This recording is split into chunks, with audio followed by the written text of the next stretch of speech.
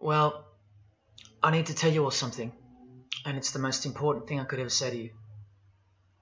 In a little while, you'll know for certain that I'm putting my very life on the line and the safety of my family by sharing this with you. So I hope that buys me at least a few minutes of your precious time. If this video is taken down, it wasn't taken down by me, alright? Now I'm partly doing this to wash your blood off my hands, because God saved my life on a midnight highway one fateful night for this very cause. And He's watching, as He clearly proved that night. See, I should be dead.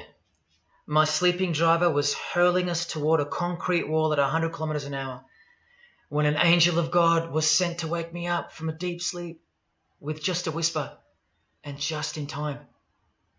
And for what? Not so I could win X Factor or buy that dream Porsche or marry that dream girl, but for this, for these words, for this moment, so I can tell you something, so I can warn you about something. Nothing could be more important than this. So cancel that movie you wanted to watch, skip that gym session. Don't scroll down to the next post. Just stay with me. Stay with me. Now, don't worry about the quality of the video or the audio. Just focus on the content. Listen to my voice and trust your eyes. Most of you won't care for the shocking thing I'm about to expose to you, because no one cares. No one cares. Not my exes, former friends, former bandmates, work colleagues, parents, family members, strangers. No one cares. But still, I'm doing all this for one person. One single human being out there. God is calling you, and He's looking for the last ones before the storm. And if you think you know where I'm going with this, please keep watching, because the most important part of this video comes at the end. Now, everything you're about to hear is a fact, and I'll prove it to you. I will leave no room for doubt. And nothing can stop what's coming. So this isn't a call for an uprising, boycott, protest. No. The Titanic is sinking, and it's unstoppable. All I'm going to do is point you to the life raft. And if you want to ignore me, then fine, proceed at your own peril. God knows I've tried. If you want to mock me, then at least share the video. Let others mock me too. Tell your friends. Check this freak out. Anything to help me reach someone who has eyes to see and ears to hear. And like I said, in a few minutes, you'll know why my well-being is in danger, and that of my loved ones too. Now let me ask you something real quick. Who do you think, generally speaking, runs the world? What type of people are the leaders of our countries and corporations, and the rich and the famous too? I mean, like, are they Christians? Do Christians run the world? Well, no, of course not. Buddhists? No. Do Muslims run the world? No. What about atheists? It's got to be atheists, right? Because we've come such a long way as a society, and atheism is the rational state of mind for the modern type of person, right? No. What about a mixture of people? Different types of people run the world. Let me tell you something. All the leaders from Africa to Europe to the Middle East, Israel, Syria, Iran, all the way to the Americas, all these people, and we'll get to the celebrities in a second, they're not atheists, Buddhists, or Muslims. No. What if I told you that they all belong to the same religion? A secret religion. One that none of them are allowed to talk about. One that you should worry about because it affects you beyond belief in ways that you never imagined. Before I tell you what this worldwide secret religion thinks of you and plans to do to you, let me tell you what this religion is. And how do I know about this religion? Because I used to belong to it. And today I'm renouncing it publicly, breaking my oath of silence, which they imposed upon me and every single other member during ceremonies under the penalty of death. That's why my life is in danger. Every person you're about to see has taken the same oath as I did, over and over, no matter where on earth they're from, including Scott Morrison, your Prime Minister and mine. But see, I was plucked from it, saved from its camouflaged clamps, from its extravagant deception and its spiritual corpse, by none other than God Almighty. No one else is going to tell you this. Not your favourite singer or politician, who more than likely also belong to this hidden religion. Nowhere will they speak because they love it. They love their lives. They love their success, the money, the worship they receive. And then there are those who have left but have never broken their oath out of fear. Trust me, you don't know who you're messing with here. The few that have spoken out, well, they lost everything. Or either their reputations and livelihoods are threatened or destroyed, or they're framed for a crime and end up in jail, or they're murdered and made to look like an accident or suicide. Now, just for the record, the God that saved me, which God was that? Jesus Christ, of course, the one and only. And he's the only one they hate, along with his disciples. So I'm invincible until he's done with me. That's why I don't fear him. Now please don't let the name of Jesus scare you off just yet, because if you're an atheist, you're especially going to want to hear this. Christians and atheists are the most pathetic bunch in the eyes of this ancient religion, the one that rules them all. And I'm only going to show you the tip of the iceberg. And just like an iceberg, the full body of this secret religion continues down past the line of sight, beneath the ocean. It widens in mass and scope until it continues further into the depths, into ever-increasing darkness and invisibility, until it reaches its foundations, which is firmly established in thick blackness, completely unimaginable and not perceived at all to those who only ever get to see its tip peeking out of the ocean top, including most of its members. At least 75%, 80%. And unless you're a member of this religion and this secret society, as they call it, you won't be granted access to the world stage or of a position of influence. It's become a prerequisite for success now that they've gained pretty much full control and their members are in every place of prominence and power. So brace yourself for the truth that has been hiding in plain sight every day of your life, and for the mind-blowing, out-of-this-world climax to this video. Now look at this. There's a few different ways they display their allegiance. They don't do it often, and some don't do it at all. But most of them can't help themselves, because when they do it in public, it's a hidden statement, and that statement gives them a lot of satisfaction. The celebrities usually cover one eye, or hide it in some way, and obscure it, or emphasize it like this. Or they close one eye, or peek through it, through this hand gesture, all to highlight one single eye. It's called the all-seeing eye. Other times they'll just display a drawn eye somewhere, or a tattoo of it. The other method they use is what's commonly known as the hidden hand. Here, for example, River Phoenix is doing both, the hidden hand and the all-seeing eye, so you can see the direct connection between the two. But in the political world, usually it's done with the hidden hand, and of course, this. That's a secret handshake for the members of the secret one-eyed religion. We'll start with Scott Morrison here, hidden in plain sight as usual, for everyone to not see as usual. Look at the handshake.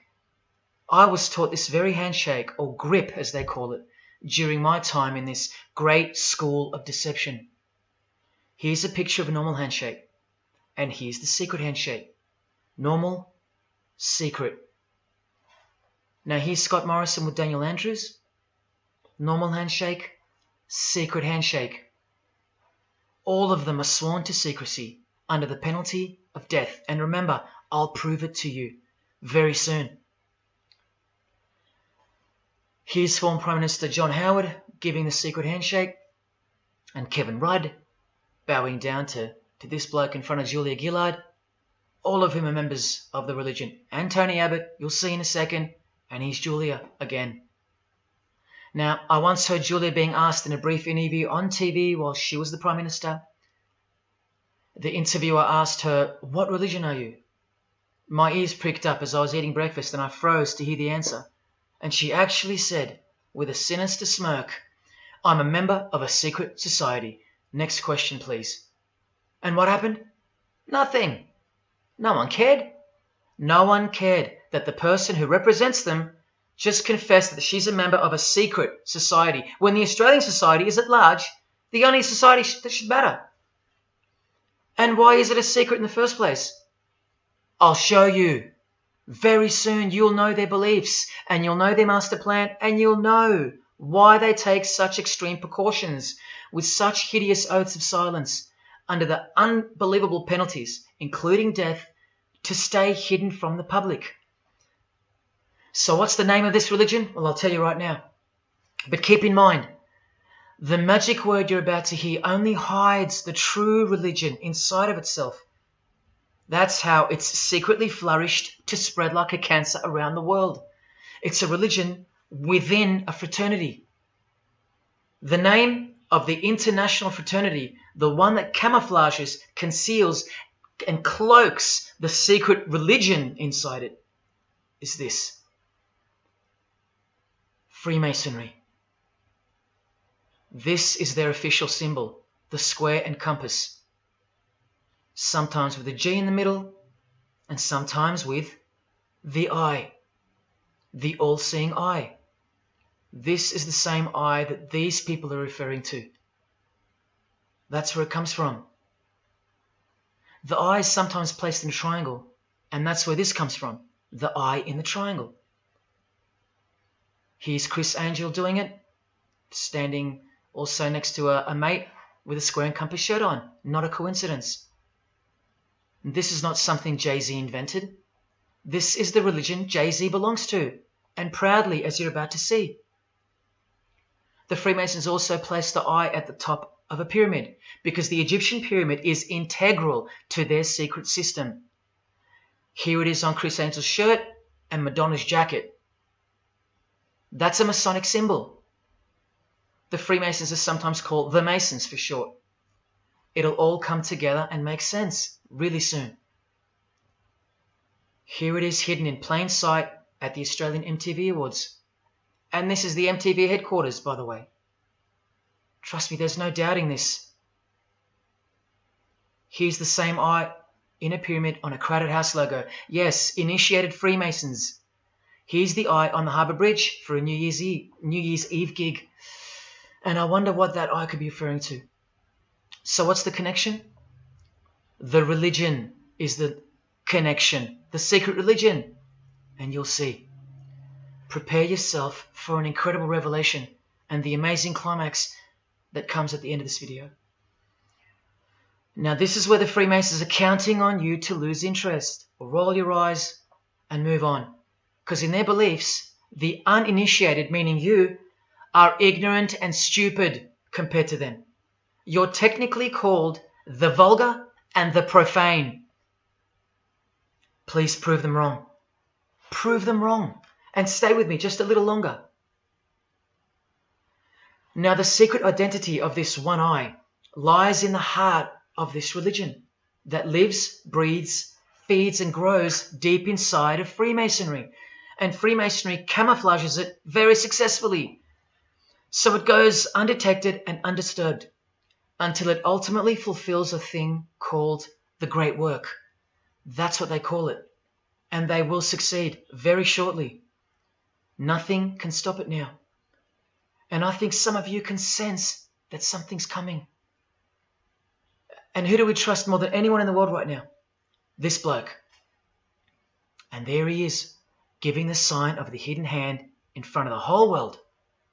The hidden hand sign is technically called the sign of the master of the second veil in Freemasonry. Veil, get it? Meaning hidden. Now, am I saying that this thing that's happening in the world isn't real? No, I'm saying this. Spoken like a true Freemason. And you remember this guy? A safe place and a dangerous place. We must treat this new world order, this new world of COVID, we must treat this new world of COVID even in our own homes. So what is this new world order that he accidentally mentioned? It's common language in Freemasonry, and it has been for a long time. For at least this long. Since the US $1 bill. Hidden in plain sight, complete with the pyramid in the eye. It's the ultimate goal of this religion. And I'll show you what the great work is, at any cost. And Australia, like every other country, is now up to its neck in this pyramidal, one-eyed, occult religion. You think there's nothing hidden on our own money? What about this shadow of a bloke? Who's he hiding in the background? Well, these numbers right here will tell you. And I'll show you that too. Did you know there's a giant pyramid in Australia? You want to see it? Sitting right at the centre of Australian power? Look closely, because you'll miss it. Because that's the way they designed it. There it is. Hang on. Do you see it yet? And what about now? That is the frame of an Egyptian pyramid, which we can now firmly call a Masonic pyramid, complete with a missing capstone. And if you're still in doubt that you're looking at a pyramid, there you go. A perfect to-scale pyramid hiding out of sight inside the giant frame that surrounds it. This is going to be so unbelievable to you that you probably won't believe it. Or if you're that far gone, if you really have lost touch with your own soul, you won't care. And you'll miss the opportunity to have your own eyes open first to the worst news and then to the best news you could ever wish for on this God-forsaken planet in which you're destined to lose everything you have and everything you love until eventually you lose yourself. We have to establish what this religion that's hiding inside of Freemasonry actually is, and we will. And it's shocking, but it's reality. The symbol of the Freemasons itself is not what it seems. It's a squaring compass on the surface, but it conceals something that'll become obvious when I show you. But before we uncloak Freemasonry to see its true nature, its ugly face and its shameful nakedness, because I gave you my word that I'm going to prove it to you. This is the oath they have to take. This is the oath that I took. And your favorite actors and singers, just about all your heroes, just about, even some of your relatives, who probably have no idea what Freemasonry is or was, and why they took such gruesome oaths. So for those who are going to say, my grandfather was a Freemason and he was a great bloke, or don't the Freemasons run that retirement home? Just wait. Because I'm talking to Freemasons here as well. And don't you worry, they're going to come out of the woodworks. But they're all under the oath of secrecy. Don't forget that, no matter who they are. Adele, Neil Finn, Chris Angel, or Scott Morrison. The oath comes first. And here it is. This is taken from an official Masonic publication, not intended for the public. This is Duncan's Ritual of Freemasonry. In brief, I, of my own free will and accord, do hereby promise and swear that I will never reveal any of the secrets, arts, parts, point or points of the Master Mason's degree to any person or persons whomsoever. This I solemnly, sincerely promise and swear, under no less penalty than having my body severed in two, my bowels taken out and burnt to ashes, so no more remembrance be had of so vile and wicked a wretch as I, should I ever violate my Master Mason's obligation. So now you know what they think of me. I'm a vile and wicked wretch for breaking my oath. So how can anyone ever trust a Freemason when he speaks about Freemasonry? Unless you're speaking to a rare breed like me. Never reveal any parts, not even a single point, to anyone. Here's another penalty from another degree, this time from Richardson's Monitor of Freemasonry, a legitimate Masonic publication for instructing and laying out the ritual. binding myself under no less penalty than having my throat cut across, my tongue torn out by the roots, and my body buried in the rough sands of the sea. These are the penalties they swear to. And yes, the lodge has penal authority to execute. This is how they look when they're initiated. They have to remove all their clothing and jewelry, including wedding rings, crucifixes, the most meaningful things to them, no matter what. They have to go, because complete allegiance to the society is required. You're blindfolded at every initiation because you symbolize someone who lives in utter darkness before you receive the light of Freemasonry. And that light will become so obvious to you in a bit. The secret that is being unveiled by incremental degrees to the candidates in the lodge is staring us in the face in daily life. And that truth is pretty scary if all you know and all you have is this world. But they know much more than that. At one point, when the blindfold comes off, this is what you're surrounded by. Blokes dressed like this, holding swords to your face. And that's nothing compared to what comes later. So your own wife or daughter don't qualify for discussion in these matters, unless they too are initiated to the same level as you. So please don't tell me that your grandfather or your neighbour is a Freemason and that there's nothing wrong with Freemasonry. How would you know when they're under oath never to reveal anything to anyone? The whole successful system is constructed by the art of lying to the public and to their own members of lower degrees. And we trust these people? Now here are the illustrations for the signs and handshakes. And you only receive them after the oath has been taken. This is the sign you do upon entering and exiting the ritual room while facing the Grand Master. It stands for throat slit, and it goes like this. A continual reminder of where you are and what awaits you if you have a change of heart or rebellious spirit. And here you have the illustrations of the secret handshakes. Look familiar? And this is the sign of the Master of the Second Veil. See? Purely Masonic. You don't pick this stuff up off the street.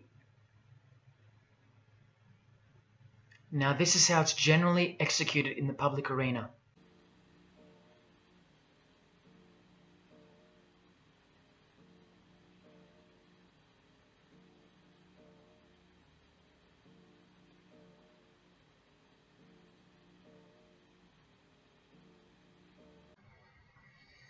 Sneaky, sneaky, huh?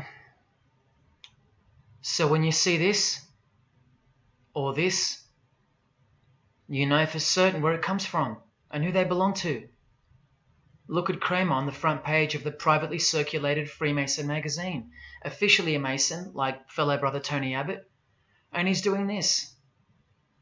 That's a direct link to the mysterious all-seeing eye of Freemasonry. There it is on the walls of the inside of a lodge room. So there's no reason to doubt that those who do this belong to this. This is another sign they do quite prominently. It's the sign of silence. This is from Richardson's Monitor of Freemasonry again, a finger over the lips. Now these signs are slightly morphed over time, so covering the mouth in a variety of ways is the expression of being bound to secrecy and silence. Silence or death, as Little Wayne here is portraying. Here's the oath of a second-degree Freemason on page 21 of Richardson's Monitor of Freemasonry. Binding myself under no less penalty than having my left breast torn open and my heart and vitals taken out, thrown over my left shoulder, should I wilfully transgress any part of this my solemn oath. In this degree, the penalty is to have your whole body dissected, bowels removed and heart cut into pieces and thrown into a field where you are eaten by animals, all to protect the secret religion of the rich, powerful and famous. In the Knights Templar degree, the penalty is to have your head cut off. Listen to this penalty, and this one has happened throughout history more than any other, because it works so well without having to resort to death or the threat of death, and it's easier to execute. Now this applies to all areas of industry. It's done through the ruining of your reputation by fellow Freemasons, pointing him out to the world as an unworthy vagabond, by opposing his interests, making life very hard for you, by deranging his business, by transferring his character wherever he may go, and by exposing him to the contempt of the whole fraternity, the secret society, and the world. Wow. How many people do you think they've threatened, ruined, framed, cheated, and utterly destroyed to protect their secret religion? And in case you think the Masonic Lodge hasn't got the authority over the initiates, especially the ones in the higher degrees, this is from the Encyclopedia of Freemasonry. Under mandate, the orders and decrees of the Grand Master or of a Grand Lodge are called mandates, and implicit obedience to them is a Masonic obligation. And in Sickles' Monitor of Freemasonry, you plainly see they have a right to kill. A lodge has a right to exercise penal authority over its members, exercise the penalties. So don't let a Mason tell you, oh no, that's just symbolic, the oath. Their laws are above the law of the land, and the proof are the oaths themselves. Because in normal society, you can't ask someone to accept having their throat slit as a penalty in order to be a member of any club or workplace. Unheard of. But not in Freemasonry, not in the secret society world. I told you, you don't know who you're dealing with and what's coming for us all. Here's what they think of the public. Here in speaking to the candidate, it's stated, but have a care not to defile the sanctuary by a spirit of curiosity, meaning don't try to join us just for fun. And take care not to increase the number of the vulgar and profane, meaning don't invite too many outsiders to join because they're vulgar and they're profane. This is more or less an invitation-only fraternity. Here from the Encyclopedia of Freemasonry again, written for Masons only and written by 33rd degree Masonic legend Albert Mackey, stating the same thing. Masonic definition of profane. One who is ignorant of the sacred rites of Freemasonry. One who is not allowed to enter the temple and behold the mysteries. And here, being uninitiated. That's the world at large. And here, from this old ritual book written by the same legendary author, in the 33rd degree initiation, the Mason drinks wine from a human skull, which has been the cause for a few to leave Masonry, because they wonder, whose skull is this? In the 30th degree, part of the ritual involves stabbing skulls. Illustrated right here. The process of submitting the member further and further involves things like this. See, the candidate who's seeking admission into the next degree to receive more light has to be humiliated and intimidated. This guy here has his foot on the candidate's head. This is what our celebrities and politicians and the most prominent members of our society have done and continue to do. No one is exempt from this. And this is the intimidating and frightening path that you must take that binds you to the secret society before you are revealed the true beliefs of the religion. So can you see the risks I'm taking? You have to stay till the end. Don't let me down. Don't let yourself down or your fellow man. Believe me, it'll be worth it. Now here's one of the 3 greatest Freemasons of all time, who actually helped construct the 33 degrees or rituals of modern Freemasonry, Albert Pike. A hideous man with a deeply complicated mind, and one who will soon help you to see who they really are. This is how important he is to Freemasonry. He's buried here, in the House of the Temple, a Washington Masonic Lodge, just around the corner from the White House. He was called the Grand Commander Sovereign Pontiff of Universal Freemasonry, a giant of this secret society, the only Confederate general who has his own statue. And who were the Confederates? The dudes that fought for slavery, not against it, defeated by Abraham Lincoln, who was surrounded by these Freemasons, and who was assassinated by this one, John Wilkes Booth, doing the same sign of the Master of the Second Veil. A Freemason assassinated Abraham Lincoln. Undisputable when you have the eyes to see. Now, Albert Pike writes in his colossal work, which some refer to as the Bible of Freemasonry, called Morals and Dogma, and on page 113 he says, "What can there be in common between the vile multitudes and the sublime wisdom?" That's what Freemasons possess, sublime wisdom. That's what their secret is. It's sublime. The secret I'll reveal to you. Now, just quickly, here's Freemason Kanye West. Here he's giving the Masonic grip to his brother Mason Jay-Z. Look at the lapel he's wearing in this picture. It's the same double-headed eagle as on the front cover of the so-called Bible of Freemasonry, Morals and Dogma, written by the Grand Commander Sovereign Pontiff of the religion that Kanye and Jay-Z have been sworn into and thus granted access to international success. His Christian conversion isn't what it seems, and you'll soon see what job he has to do. Now look at what else Freemasonry thinks of the uninitiated, from the words of the Grand Commander himself. The truth must be kept secret, and the masses need a teaching proportioned to their imperfect reason. I hope you're listening, because we're about to get going here. These truths were covered from the common people as with a veil. There's that veil again. And the mysteries were carried into every country. Freemasonry was secretly imported from the East into the whole world to weave its web in the darkness to increase and advance its agenda. The sages, meaning the enlightened ones, always had an esoteric creed, unknown to the vulgar. And here he says, to the end that the vulgar herd, seeing, might not see anything, and hearing, might comprehend nothing. Are they right? Am I wasting my time, laying it all down for nothing? Because they know you so well? Your favorite celebrity and politician's secret religion is beyond the reach of the vulgar. Vulgar is what you are to them. He won't tell you. She won't tell you. And they won't tell you.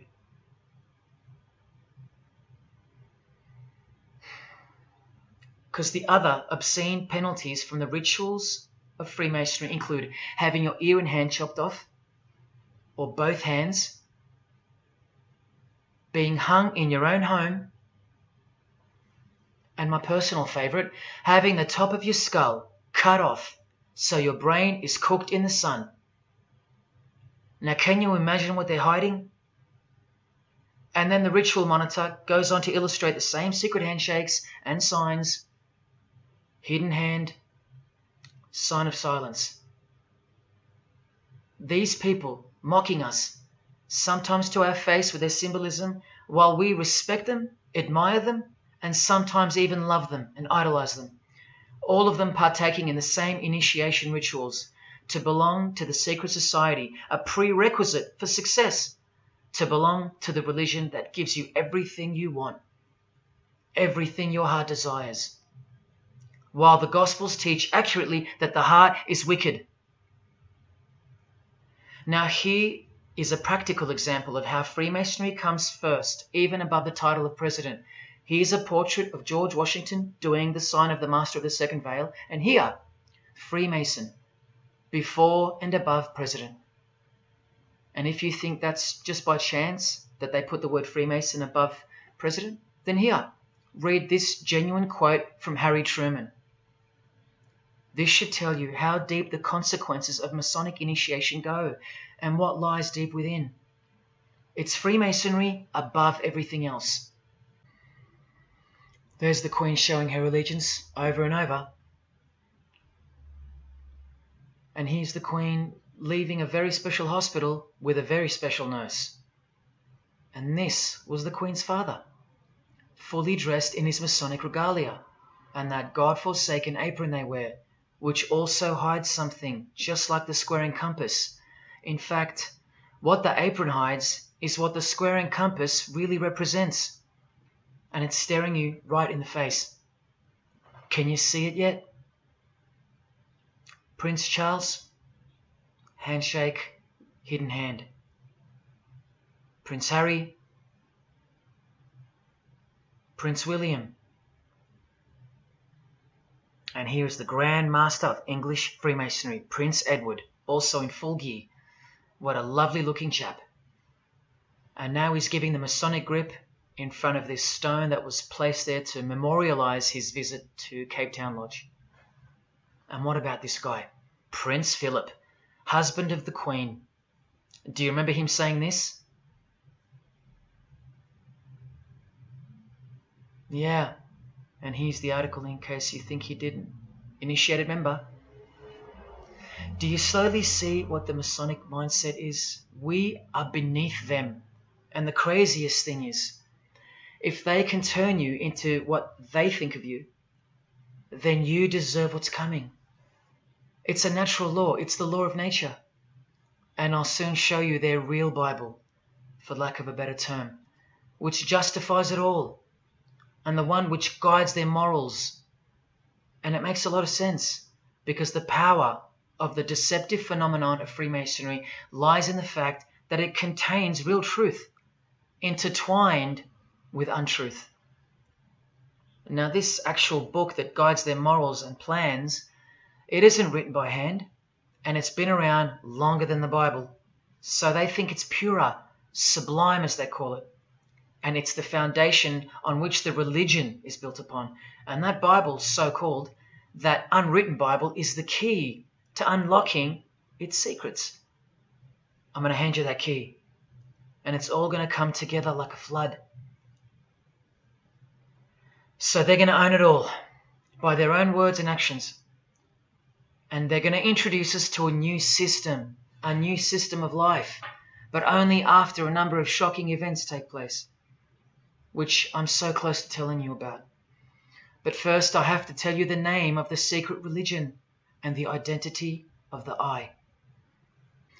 Now, for the few of you that think of hospitals and charities and nursing homes when you hear the word Freemason, a word which I soon hope to never speak again after this video, well, it's a front, a cover story, and like everything else in this presentation, I'm going to show you. This too is for the poor Freemasons that are going to have the call to make an appearance in the comment section trying to defend their beloved fraternity. This is 33rd degree Freemason Manly Hall, who was named Freemason of the Century by the Scottish Rite Journal in 1990. And you'd be surprised how many Masons haven't heard of him, because they don't bother entering the Masonic library and searching out the mysteries themselves. These same Masons think they know something, and they parade themselves on websites and social media, calling people like me, oh, he's just an anti-Mason, anti-Mason. Blind fools at best, deceivers at worst. Well, the Freemason of the Century wrote in this book, and in this chapter, Freemasonry is a fraternity within a fraternity, an outer organization, concealing an inner brotherhood of the elect. One visible and the other invisible. The visible society is a splendid camaraderie of free and accepted men and women, enjoined to devote themselves to ethical, educational, fraternal, patriotic, and humanitarian causes and concerns like hospitals and charities. But the invisible society is a secret and most august fraternity whose members are dedicated to the service of a mysterious arcanum arcanorum, meaning mystery of mysteries. Now I wonder what that could be. So once again, don't listen to the lost or deceptive Masons that'll come here trying to cheat you from the truth, telling you that I don't know what I'm talking about or calling me an anti-Mason. Because there you just heard it. There's a Masonry for the majority of Masons, and then there's the real thing, the secret religion, which should shock you when it's announced. These same lost or deceptive Masons also love to repeat, like parrots, that Freemasonry is not a religion. Well, what does the Freemason of the Century have to say about that? From this book, he writes, Masonry is essentially a religious order. Not just a little bit religious, but essential.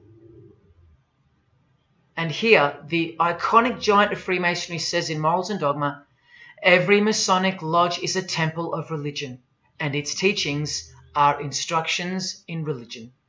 So please, Sit down, Masons, because Freemasonry is a religion. And soon, I'm going to tell you what it's really called. Now look at this from the same book, and speaking about fellow Freemasons being initiated in the lodge room. Part of the symbols are displayed there to the initiate, but he is intentionally misled by false interpretations. Their true explication is reserved for the princes of Freemasonry.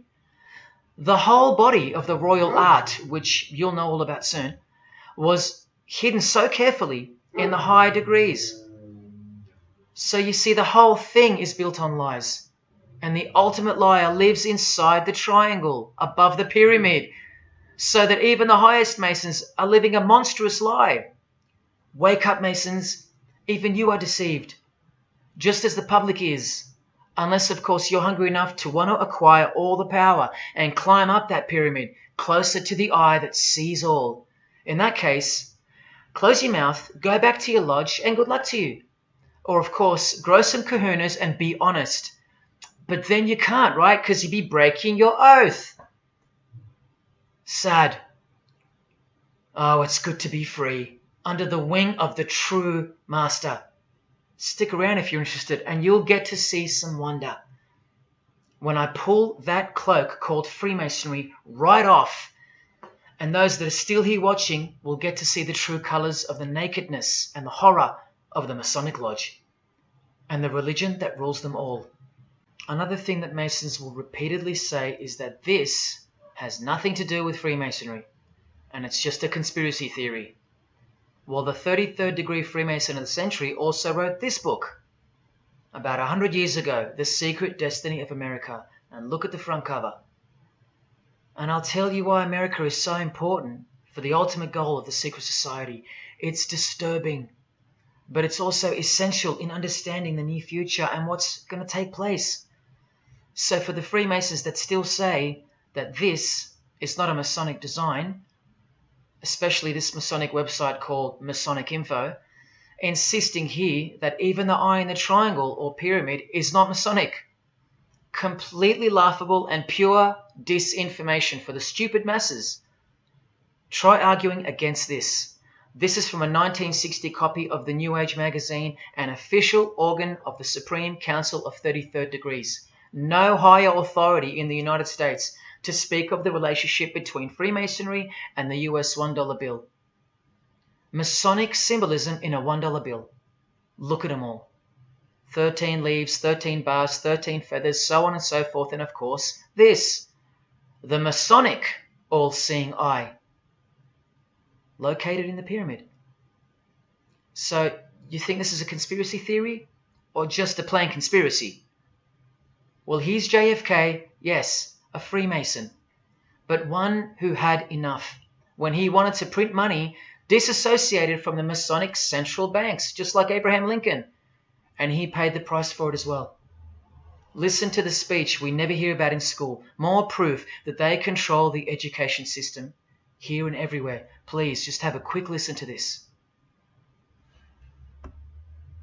Ladies and gentlemen, the very word secrecy is repugnant in a free and open society, and we are, as a people, inherently and historically opposed to secret societies, to secret oaths, and to secret proceedings.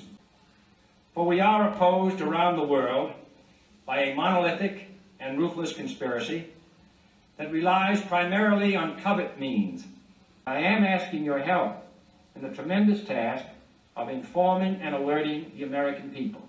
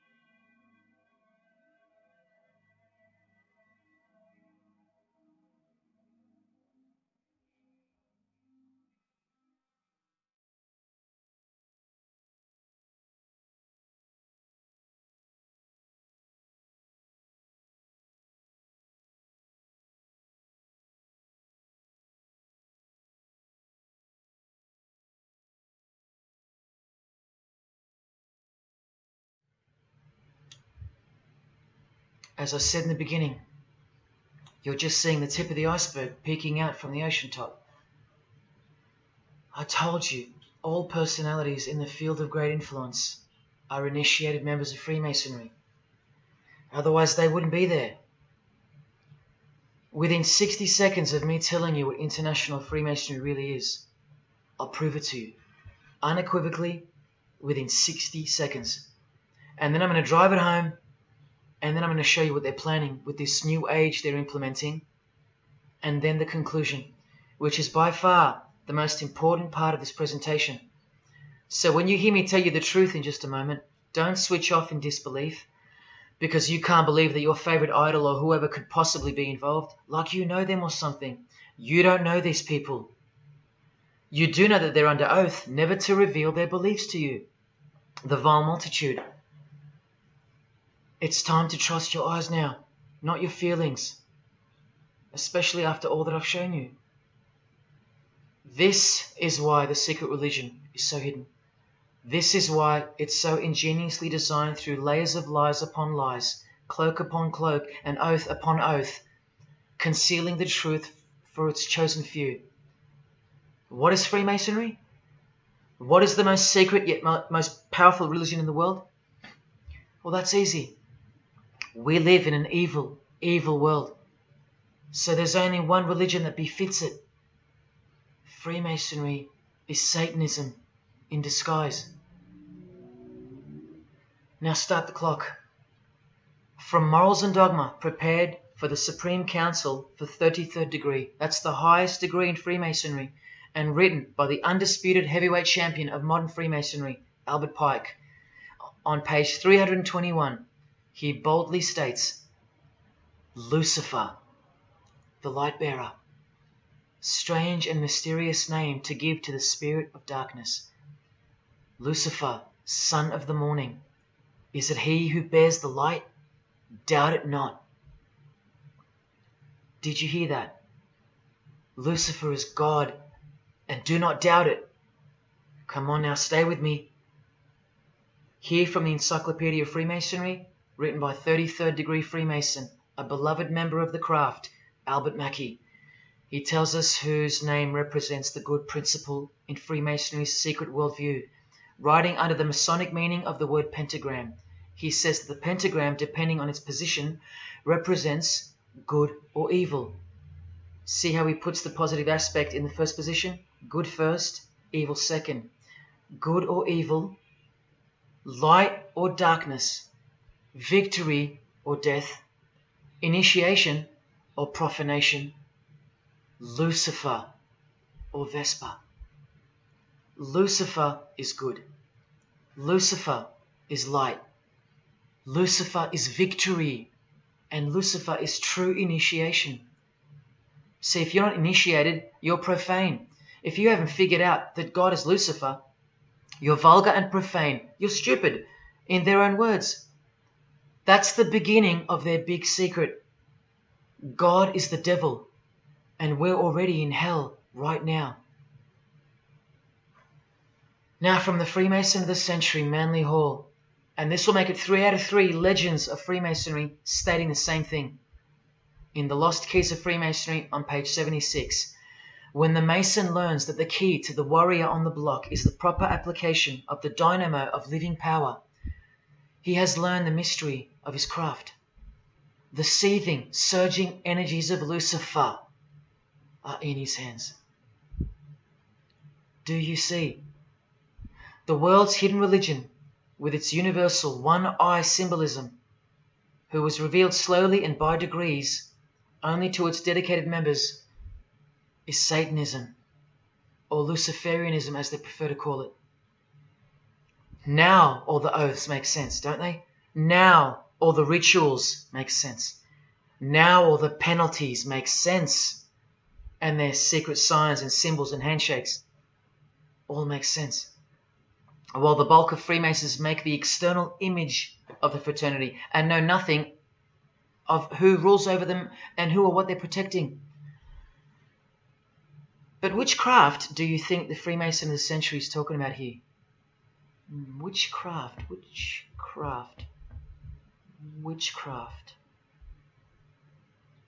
Witchcraft. You need to slowly wake up now. Witchcraft is the royal art of Freemasonry, jealously guarded and reserved for the few. I'll show you clear as day that this is in fact true. This is the symbol of Satanism. And this is the symbol of the lodge of female Freemasonry called the Order of the Eastern Star. Look at that. Satanism, Freemasonry. Trust your eyes. This is the symbol of the Church of Lucifer, founded by a 33rd degree Freemason, which I'll prove. Look at the Masonic squaring compass in the design. The Church of Satan and Lucifer, two sides of the same coin, nurtured and brought to an organized international level of power and influence by Freemasonry, in secret, and all done right under our noses. And if you think that your politicians or religious leaders or favorite idols can't be a part of this, you have to try and snap out of it, or suspend your everyday beliefs just for a moment, and I will clearly show you how it's not only possible, but it's actual. Please, I feel like it's now or never. If you don't get a glimpse of this now, then when? Who else is going to tell you this? When will you next be confronted with this? This is reality. And as much as you thought that ordinary people came into positions of power through hard work or concern for society or family connections, combined with brains and talent, that's not the case. That's the fantasy. This is the reality. They all go through Freemasonry. You think that Sam Worthington was so talented that he was picked over all those American actors to star in Avatar? Of course not. He was a Freemason. And so was the director, James Cameron, of the highest caliber. You have to remember that to them, Lucifer is good. Lucifer is the liberator. Jesus is the suppressor. Lucifer is pure love. Jesus is impure love. Lucifer left heaven for you. Jesus was crucified because he was a false Messiah. The world has always been deceptive, and we have been magnificently deceived. Here is an incredible example. Pay attention. This should blow your mind. Charles Darwin, the father of atheism and rationalism, was an initiated Freemason, doing the hidden hand of Freemasonry in this picture, and the vow of silence in this one. This would have remained unknown to us because no one's going to teach us this. But now we have the tools to see his beliefs, not through his words, but through his signs and symbols. I told you they can't help but to show off their religions, because they think we're stupid, vile, and ignorant. And I've proven that to you as well. So once again, are you going to prove them right by switching off and ignoring this? Well, unfortunately, more than 90% of you will. What I'm giving you here is priceless knowledge, because no amount of money or success can substitute its importance. And I'm risking everything but my own salvation to share it with you. If only for the few of you. Think about what you've just seen here with Charles Darwin, because I don't know if you got it. You cannot be accepted as a candidate of Freemasonry unless you believe in a supreme being, as exemplified here with Phil Collins, speculated by some to be an atheist, but this seems impossible because, being a Freemason, he has to believe in a higher power, or more accurately, supreme being, and I can personally vouch for that. And look here in the Masonic Oath itself. The candidate says, "I will not aid or be present at the initiation of an atheist, a madman, or a fool." Freemasonry believes that to be an atheist is to be the equivalent of a madman. And they're right. Yet while they propagate atheism around the world, in universities and schools, Charles Darwin himself was a believer in an intelligent designer, a supreme being. He had to be, because he's a Freemason. And that intelligent designer that gave birth to us is named Lucifer in the highest degrees of Freemasonry. See? Never tell. He lied to you, because that's what Freemasons do. The whole thing is a giant lie that was carefully constructed by mutilating the truth, because mutilated truths make the most successful lies. This is the secret to their success, a lying tongue and a lying spirit from the 1st degree to the 33rd degree, to each other and to us. I've proven that as well. And what did Jesus, how did he describe their God? The father of lies. How accurate. The one who comes to cheat, kill and destroy. How accurate again when I tell you their plans. Look here, Charles Darwin is noted as an influential figure by the Satanic Temple. And proof for them, apart from the intelligent design that is all around us, that Lucifer is real and that he's the god of this realm, is the power of witchcraft or magic. Magic works because there's a hierarchy or a pyramidal power structure in the spirit realm, a realm devoid of any love for you. And these spirits can be conjured up and summoned by the practitioners of the royal art of Freemasonry. They ask for something in return, however. Listen to Bob Dylan, a Freemason. Hidden hand, one-eye symbolism. Out here doing these songs, you know, you're still on tour. I do, but I don't take it for granted. Why do you still do it? Why are you still out here? Well, it goes back to the destiny thing. You know, I made a bargain with it, you know, a long time ago, and I'm holding up my hand. What was your bargain? To get where I am now. Should I ask who you made the bargain with? with the chief commander. On this earth? And this earth, and then in the world we can't see. How does one communicate with Bob Dylan's chief commander, Lucifer?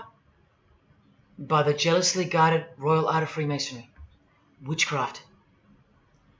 This is from the Encyclopedia of American Religions. Secrecy is bolstered by a system of initiations and degrees, the Freemasonic system. The material which is kept secret is the magical knowledge of the group. This knowledge may consist of rituals and powerful magical formulas. Do you think J.K. Rowling isn't a Luciferian? In this article, J.K. Rowling reveals the inspiration behind the Deathly Hallows symbol. And what is it? The Masonic square and compass, with the one eye that all the celebrities mimic. That's the inspiration. They're all members of the secret society. If you think that doesn't prove anything, here she is with her new tattoo. It says Solve Coagula. Also a song title by fellow Freemason Marilyn Manson. And where does it come from? Here, the Baphomet. The image of Lucifer as conceptualized by another Freemason, Eliphas Levi, in his book, The Doctrine of Transcendental Magic.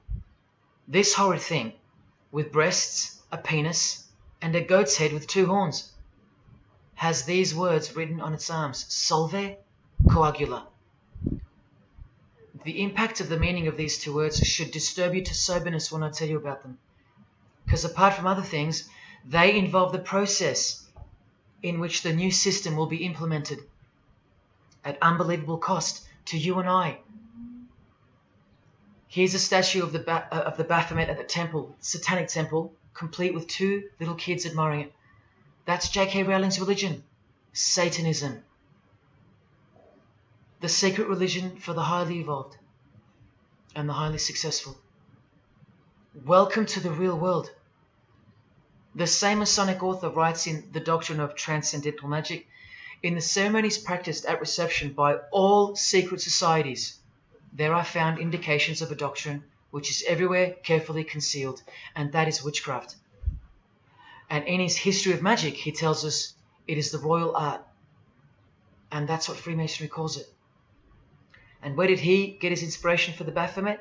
From the Knights Templar, another secret society who were banned, and some of its members were executed in the 1300s for glorifying evil, as it's openly stated here in the Satanic Rituals.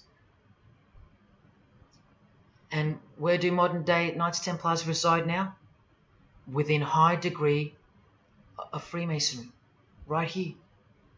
Again from the encyclopedia, and listen to this. The continuing impact of speculative Freemasonry, which means modern day Freemasonry, provided fertile soil in which new magical orders could grow. Magical orders, meaning other branches of secret societies, of which Freemasonry is the umbrella. Because Freemasonry is the king of secret societies. Just like JFK tried to tell us, it's the prestigious channel that one must go through. And it is the reason that the oldest religion in the world has made a colossal comeback and is now on the brink of success. Which, as I said, nothing can stop now. And again from the encyclopedia, the groups wear ritual garb and meet in magical lodges. And where do Masons meet? In the Masonic Lodge. Like here with a magical pentagram on their checkered floorboard. Are you believing your eyes? Or are you making excuses? Here's another statue of the Baphomet at a satanic temple doing the sign of the horned god Lucifer. The hand sign mimicking the horns on his head. And of course the upside down cross. And here's Barack Obama doing the same sign. And the sign of silence with a twist. Who do you think he's mocking here? You and I. But mainly Christians. Because Christianity is the one force that has stood between you and the inconceivable horror that is awaiting us and is on its way. Here's an article on Barack Obama, and that's his hands adjusting his presidential seal. And there's his Masonic ring, and the sign of the devil's horns, over and over. Freemasonry and Satanism are intertwined. Look at these Masonic politicians throwing up the devil's horns. George W. Bush. Look how sneaky and sinister the look on his face is here. And the manner in which he's delivering the sign. In front of the whole world. Is he a fan of rock music? Is he saying I love you in sign language for the deaf, like some people like to say? This is his fraternal order called Skull and Bones, also known as the Order of Death, where you lie naked in a coffin with what's called a temple prostitute during initiation. Clearly a Masonic order, with this guy displaying the hidden hand of Freemasonry. In Stanley Kubrick's last movie before his death, he's telling you that all prominent members of industry, including politics, as the movie goes on to show, are members of a satanic secret society. In it, he shows the members engage in an orgy and feast after the ceremony of dedication to their horned god. To identify which secret society he's referring to, he leaves the clues in the artwork. Not once, not twice, but 3 times. The One-Eyed Religion. And who do you think the title of the movie is dedicated to? None other than the stupid, ignorant, and uninitiated masses watching the movie. And you know it now. He knew that when we'd leave the cinema, we'd be commenting on the performance of Tom Cruise, or giggling about the orgy scene, or just being disappointed because the movie went too long, or some other meaningless critique, with eyes wide shut. Look at the cover of his other movie, A Clockwork Orange. The eye on top of the pyramid. And on his shirt, the word devil in Italian. Let me take it up a notch, in case this isn't registering. Listen to the founder of the Satanic Church, Anton LaVey, tell us in his book, The Satanic Rituals, which is a companion to the Satanic Bible, Masonic orders have contained the most influential men in many governments, and virtually every occult order has many Masonic roots. This is back in 1972 he said this. Now 40 years later it should read all governments, not many. And why is the founder of the Church of Satan talking about Freemasonry, the most respectable and charitable fraternity in the world, that no one seems to talk about and that we never hear about in school? This is why. Because the Satanic Ritual is a blend of Gnostic, Kabbalistic, Hermetic, and Masonic elements. That's crazy because Freemasonry is a blend of Gnostic, Kabbalistic, and Hermetic elements too. Any Masonic writer will confirm that. But how can that be? Because Freemasonry is Satanism in disguise. On page 106, every rite of the Black Order employed Masonic principles. Every rite of these Black Orders, one of which was called Freunden von Lucifer, which translates to Friends of Lucifer. And guess what? There are numerous manifestations of Satanism in Masonic ritual, including the goat, the coffin, and the death's head. Please awaken, O sleeper, and let the glorious light of the truth dawn upon your sleepy eyes. How did Freemasonry get away with this? Just like Jesus, the greatest enemy of theirs, said they would, by dressing the wolves as sheep. A satanic underground carefully cloaked in Christian trappings. That's how Freemasonry got away with it. We can't find out about it because they run the media and the education system clearly. John F. Kennedy was brutally assassinated after he attempted to inform us that we are opposed around the world by a monolithic conspiracy. Did he know that Lucifer was the god of Freemasonry? I don't know. The Grand Master of my lodge, who was the mayor of the city, was a 32nd degree Freemason. That's one short of the top, one short of the true beginning of the secret religion, and he had no idea what Freemasonry really was. After 42 years in the lodge, they never invited him into the 33rd degree initiation because he couldn't see past the Christian trappings, as they were designed to do exactly that, trap the Christian, or trap anyone else who was too sensitive to behold the truth.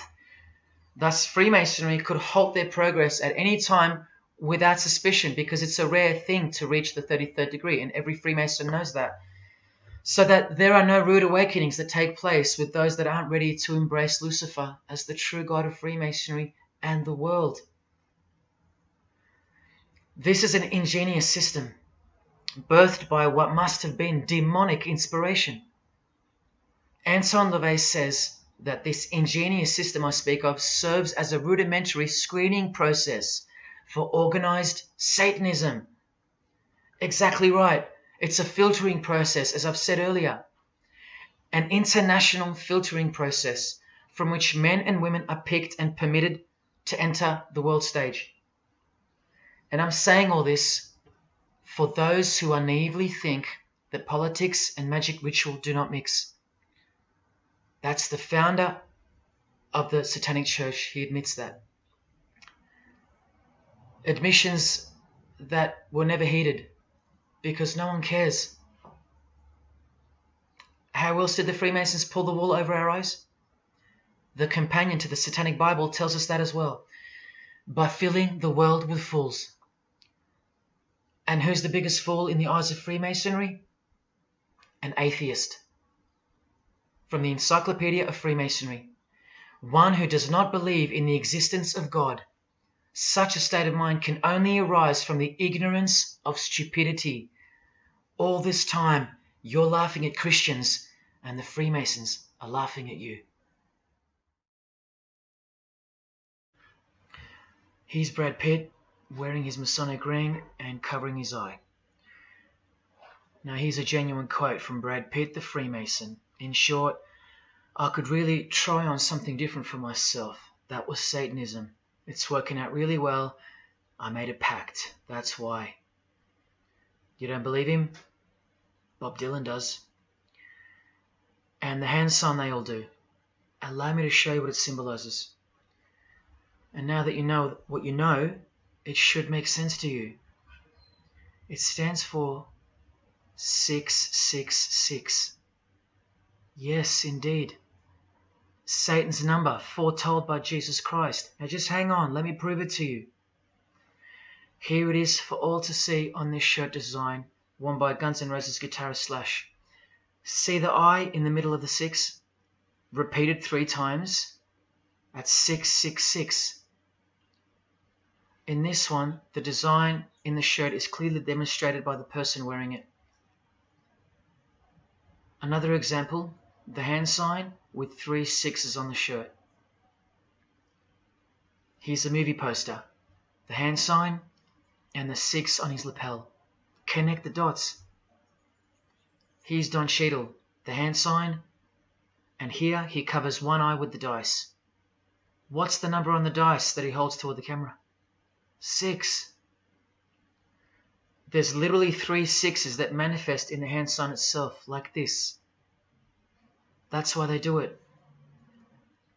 Here's Drake with the most obvious example, holding up the hand sign with the all-seeing eye of Lucifer on his bicep. And here, blatantly connecting the 6 to the hand sign on the artwork to one of his songs. The hand sign over one eye, obviously signifying a 6. This is proof.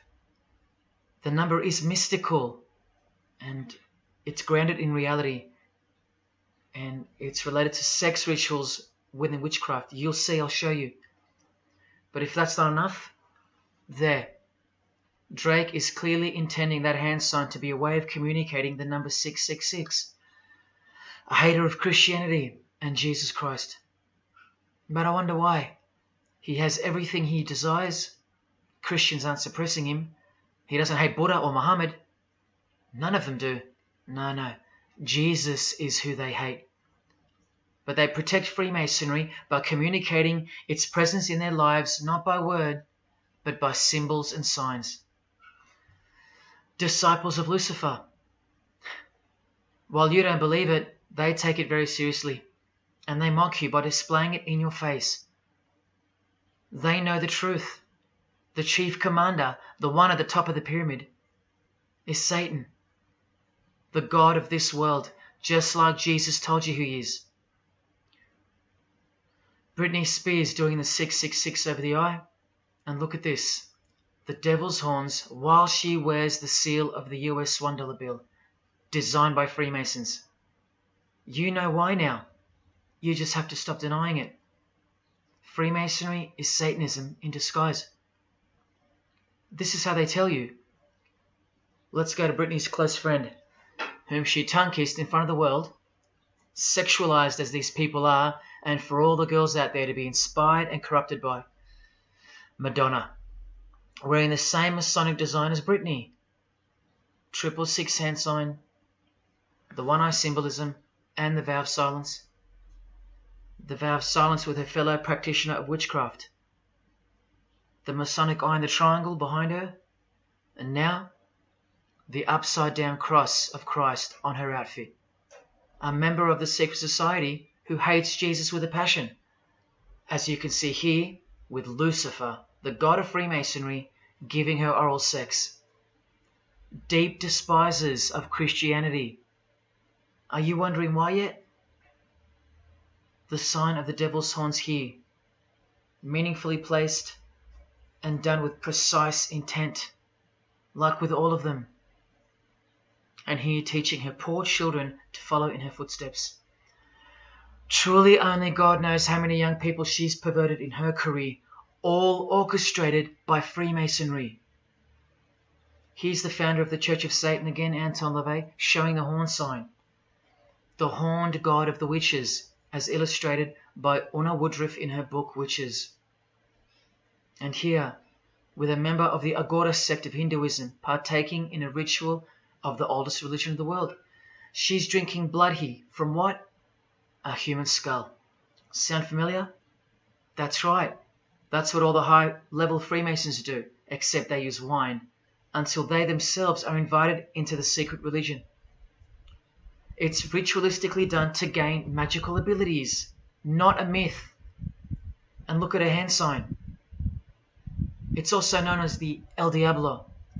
Do you still think this hand sign is a joke, or it's misunderstood or misrepresented by people like me? Look at the cover of Anton's other book called Satan Speaks. Look at the eye. He has one eye emphasized. Can you see? What about the image of Lucifer in the Satanic Temple? Look at the right eye. It's darkened. You ready for this? From the Bible. And this passage is thousands of years old. Woe to the worthless shepherd. His right arm shall be completely withered, and his right eye shall be utterly darkened. Where do you think this hatred for Jesus comes from? Do you think it's because we've outgrown it? Or because it speaks the truth? Who do you think this worthless shepherd with one eye darkened is? And who said, I am the good shepherd? Who said that? Jesus Christ is the good shepherd, not the worthless shepherd with one eye. You think this is all just a coincidence? Just hang tight a little longer and you will see some wonder. Here's Anton LaVey with Freemason Marilyn Manson, and here's Marilyn covering his eye. In case you forgot that this is the eye of Freemasonry, the international religion they all belong to. Here he is giving the sign of the master of the second veil, the hidden hand of Freemasonry, along with his Masonic ring. You know how many presidents and journalists and common men have tried to expose Freemasonry? Or get it shut down, get it banned? Well, those days are long gone. Marilyn Manson, the Freemason who tears the Bible into pieces on stage during his performances, he captured the fundamental purpose of Freemasonry's existence very well when he said in an interview with Spin magazine in 1996, "Hopefully I'll be remembered as the person who brought an end to Christianity," echoing the dreams of grandeur, just like his spiritual father. Now Kesha, one-eye symbolism of Freemasonry, the eye in the triangle, and the sign of silence. So she's a member. And behold, an inverted cross in her music video, inverted cross on her outfit, and a satanic pentagram on this outfit, just like the symbol of female Freemasonry. You think none of these Freemasons look like witches? Really? And none of these witches in the making? Remember, 90% of them don't know what they're serving, or what they're doing there, or why they're taking oaths of such silence and such penalty.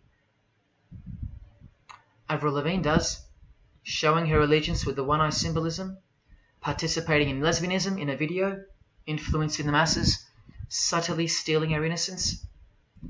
And what's on her helmet? One eye. And doing the El Diablo with pentagrams at her concert. Anthony Bourdain with his one-eye symbolism, he was openly a hater of Christianity. And what kind of woman would suit a man like this? Well, a fellow member of the secret society who hates Christianity too, of course, Asia Argento. One-eye symbolism, again and again. The sign of Lucifer's horns, and this pose of his image. Remember the Baphomet. There's Asia mimicking its pose, complete with the finger position. Creatures with breasts and an erect penis and a goat's head. You know, things you find normal now, thanks to international Freemasonry, normalizing evil and filth through multiple levels of and avenues of propaganda and influence, including television, movies, music videos, schools, education, through legislation, through passing of laws to protect the evil nature, and of course through your favorite idols. Chris Hemsworth, just your everyday good Aussie bloke? I'm afraid not. One-eye symbolism and the sign of silence, both of which mean he's taken all the disgusting oaths of Freemasonry under the penalty of death, thus catapulting him over the competition, never to promote Christian values or Jesus Christ again. The 666 hand sign, and now, see how the hand symbol makes sense? Amber Heard, who was married to this Freemason, who's best friends with this Freemason. I told you they only date, marry and associate with their secret society. Here with the 666 over one eye, and this tweet. I think it's a tweet, I don't know. Look at the one eye closed, darkened if you will, and identifying its meaning with the devil's hand symbol.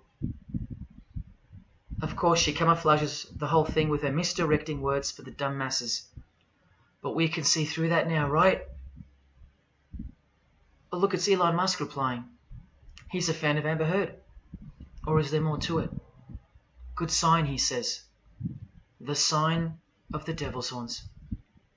The fertility god. The sex god. That's what he's referring to. Why on earth would he point that out? You know why. But to be sure, let's go to his wife or girlfriend, Grimes. One eye. And whose eye is it? You know that too now. The god of this world, who hates Jesus Christ just like she does. 2 inverted crosses of Christ and the pentagram. And what about Elon's mother? Of course, all members of the secret society.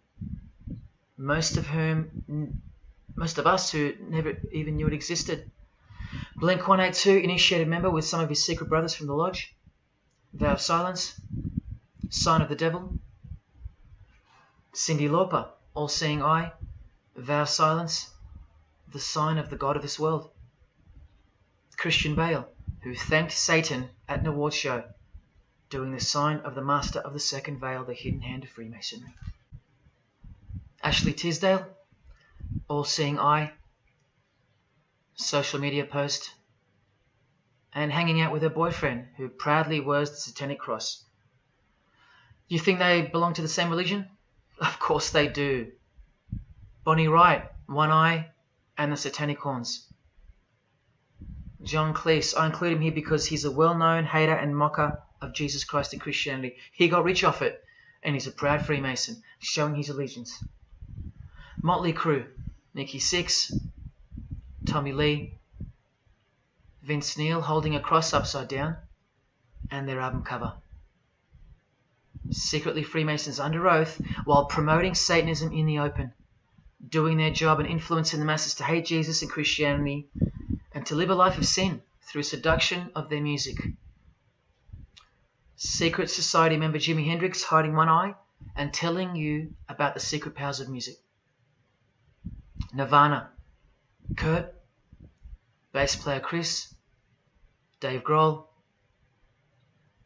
Dave and Jack Black making the sign of the pentagram, a geometric tool used in the magical curriculum, and Dave wearing his upside down cross.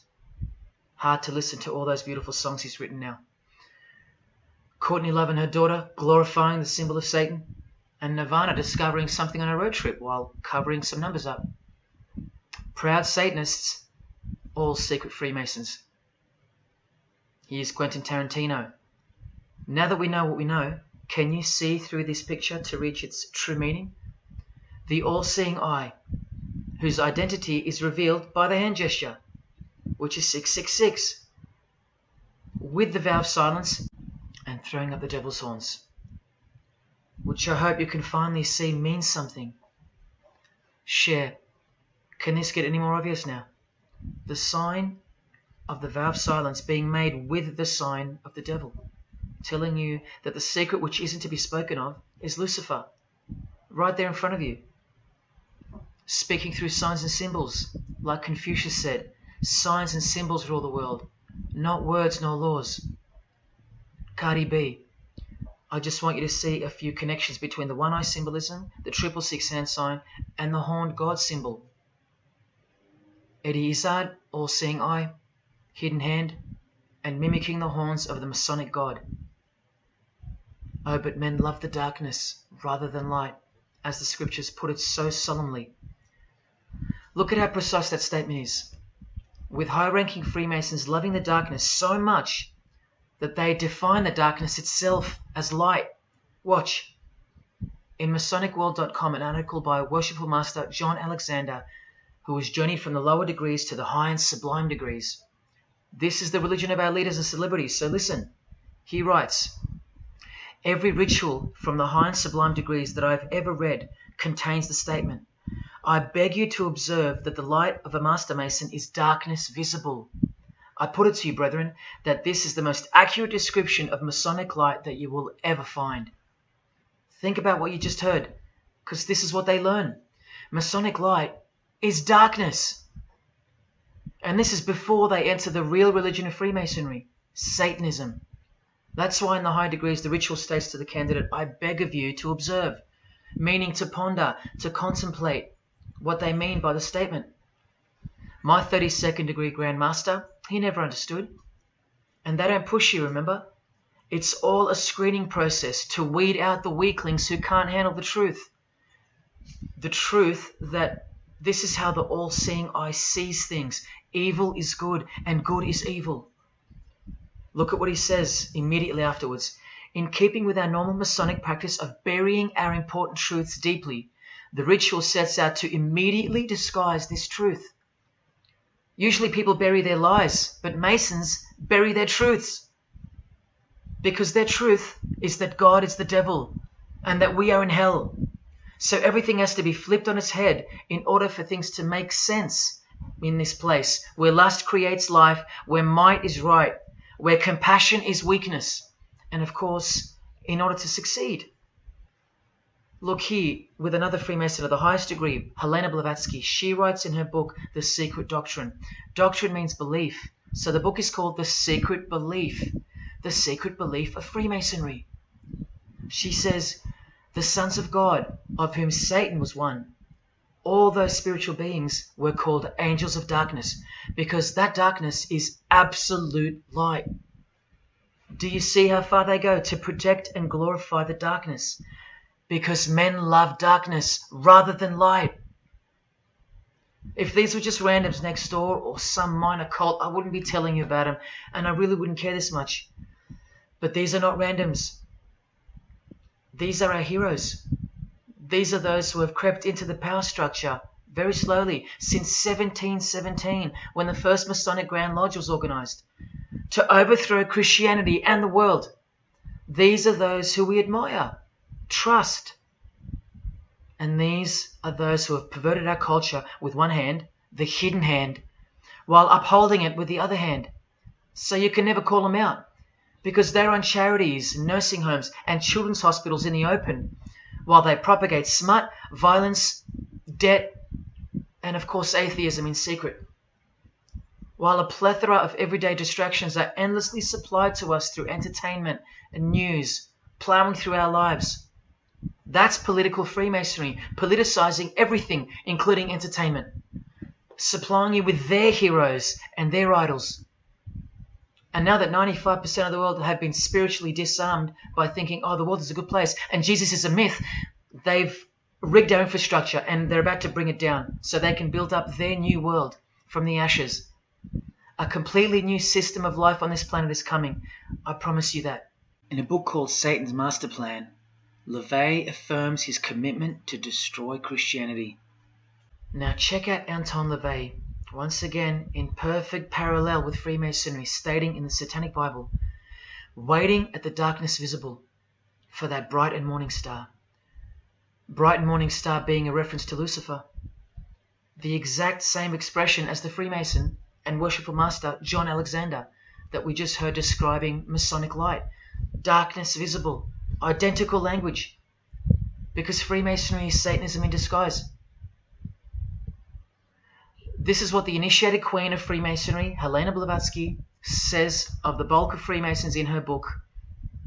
The knowledge of their members about the full signification of their symbols is nil. And that's of course true to the Freemasons listening. How do I know she's a Freemason? Because her diploma was reproduced on page 66 in Freemasonry Universal, Volume 5, Part 2, in the Autumn Equinox, 1929.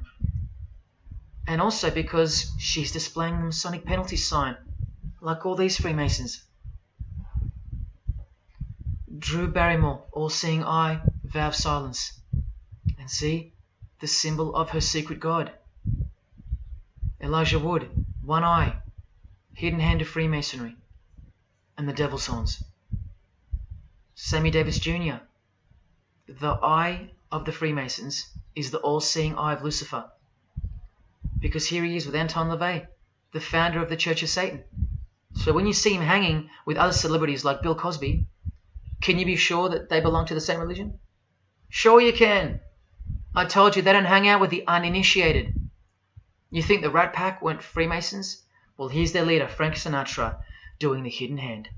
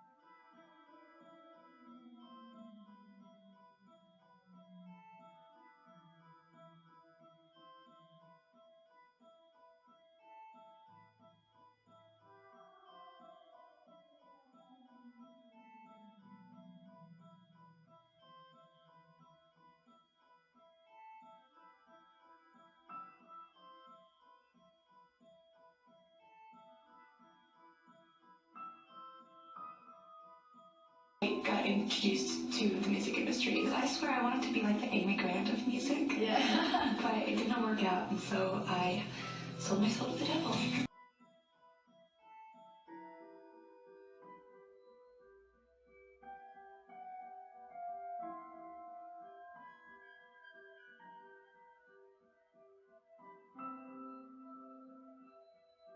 On that, how do you consider maybe doing more acting? I only had a few lines. It was fantastic, but I can't really tell you anything else. But it was. Sure you can. I know, I can't. It's very secretive. It's a very secret society.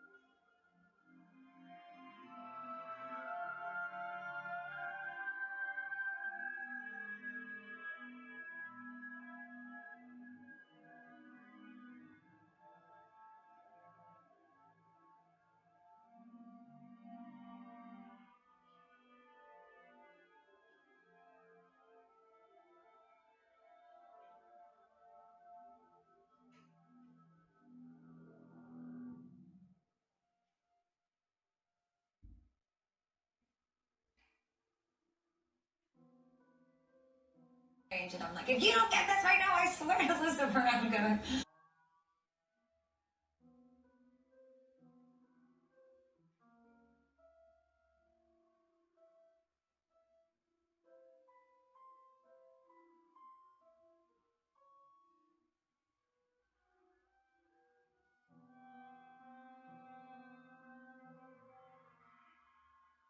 poker facing with your sexuality. When I was making love to my old boyfriend, I used to think about women sometimes. Oh, good Lord. I'm sure he was delighted when you told him. Oh, good Lord. I'm sure he was delighted.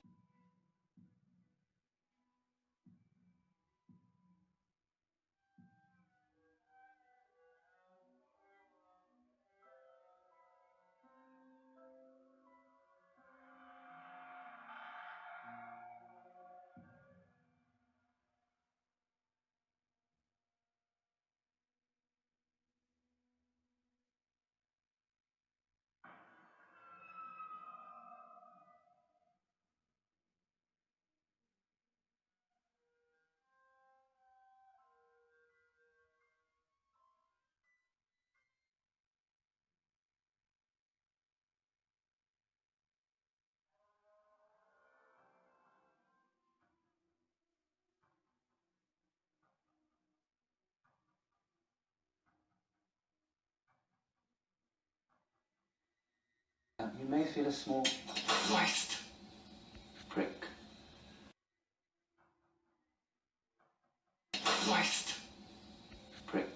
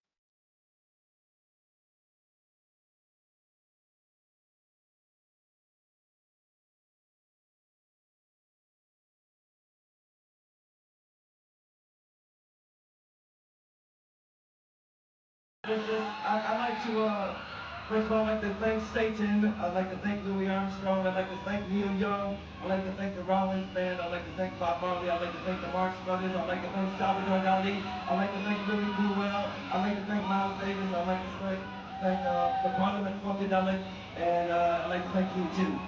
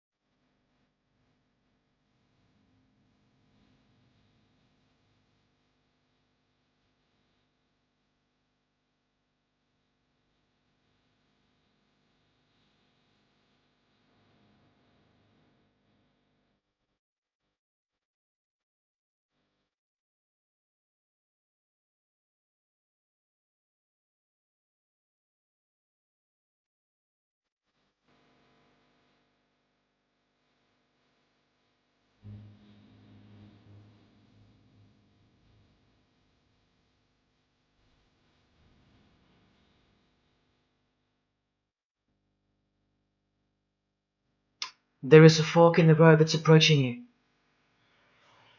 And you can stay on the path which curves to the left by denying the existence of Satanism in the fullness that you've been shown.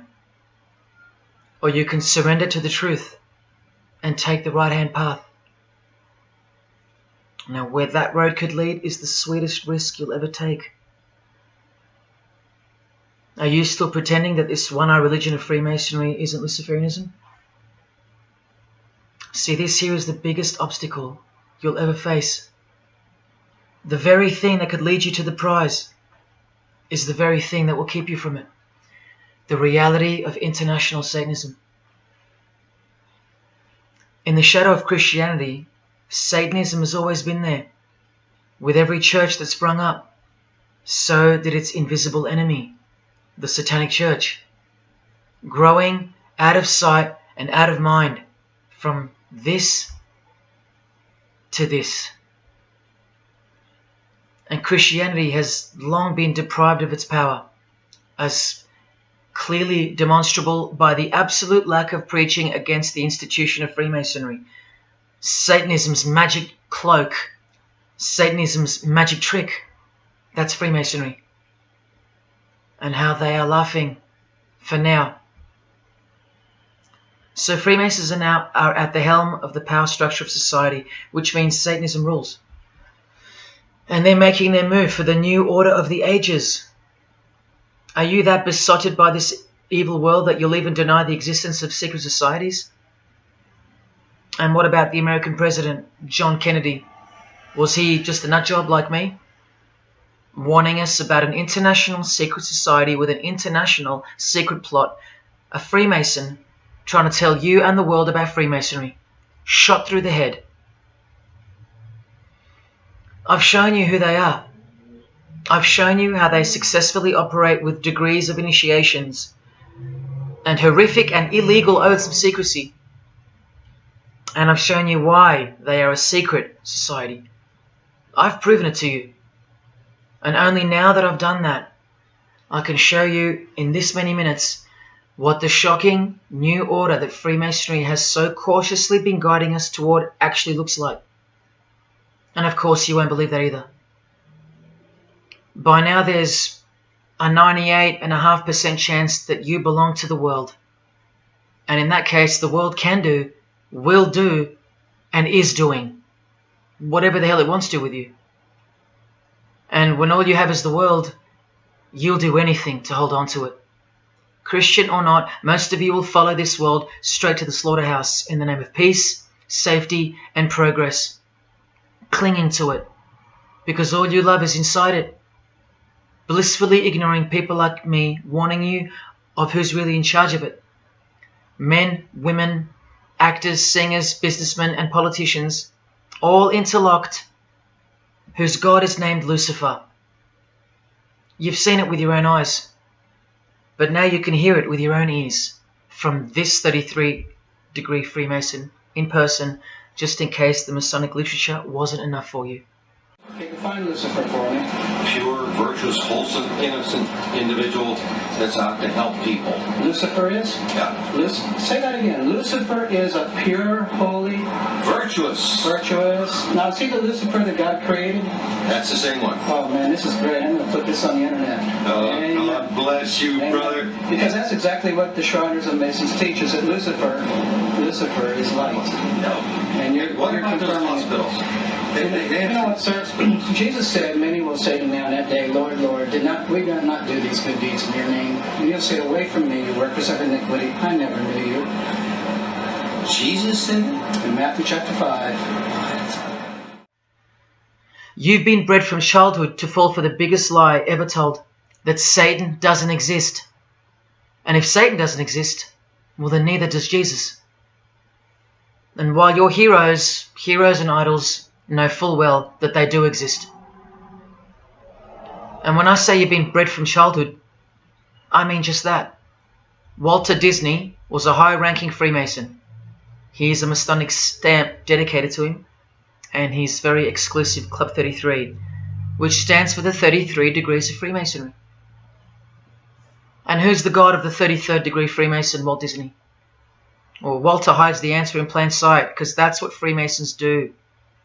Firstly, the God of Mr. Disney is wicked. See how they veil evil with a cloak of innocence? What does the word veil itself conceal? Secondly, Walter's God is horny, symbolized by the horned god of the witches. And we all know Walt Disney loves magic, which is witchcraft. So the depictions of sex are hidden in plain sight as well. Remember, lust produces life, not love.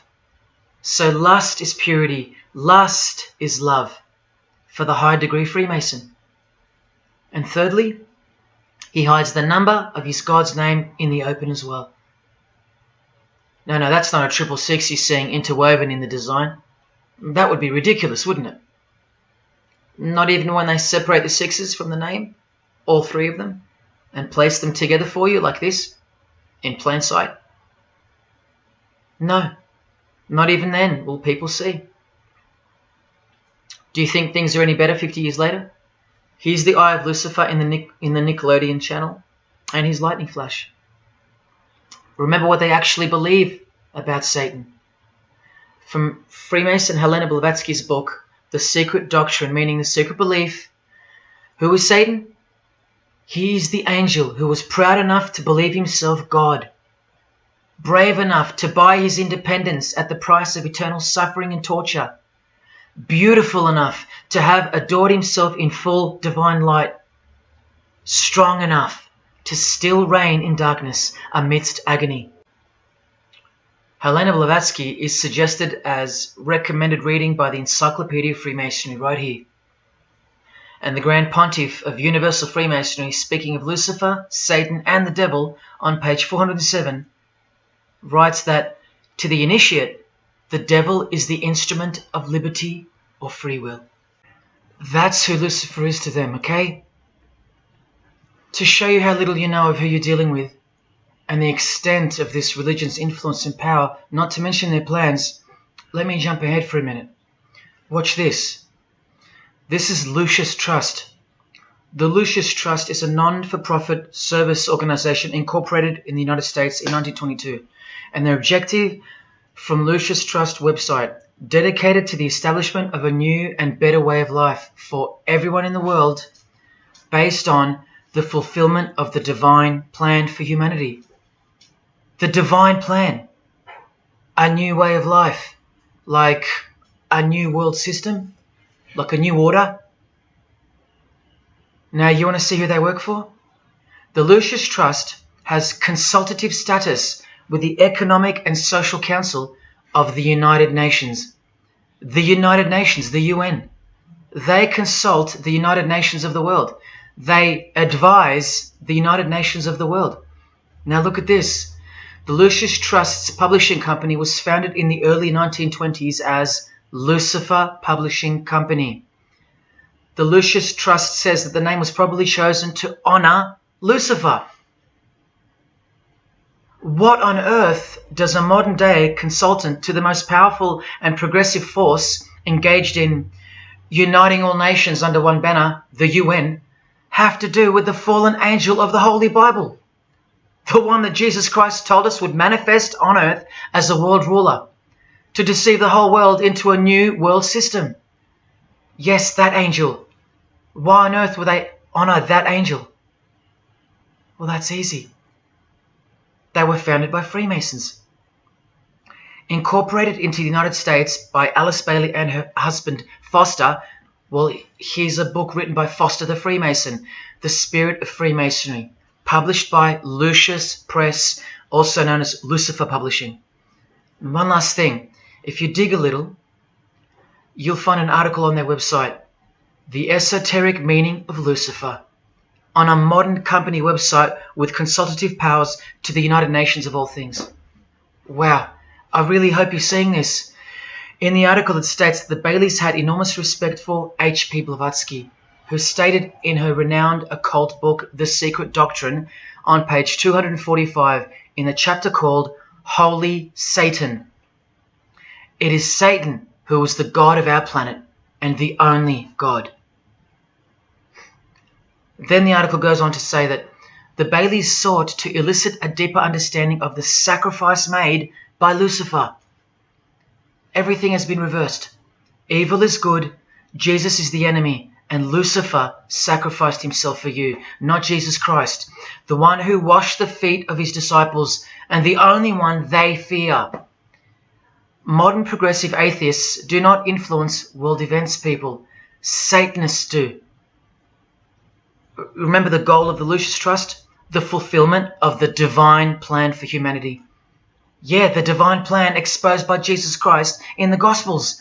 Hence their war on the Bible and the abolition of it from the school system and even from modern Christian churches who dare not preach from the book of Revelation. Your most highly evolved and contemporary leaders of society secretly believe that in the theosophical perspective, the descent of these solar angels was not a fall into sin or disgrace, but rather an act of great sacrifice. They believe in the fallen angels and their revolt against God as revealed in the Bible, led by the devil, the chief commander of Freemason Bob Dylan, remember? These people make contact with these fallen angels, with the royal art of Freemasonry called witchcraft. Please stick around, let me show you that. How many solar angels does the Bible say followed Lucifer out of this heavenly realm?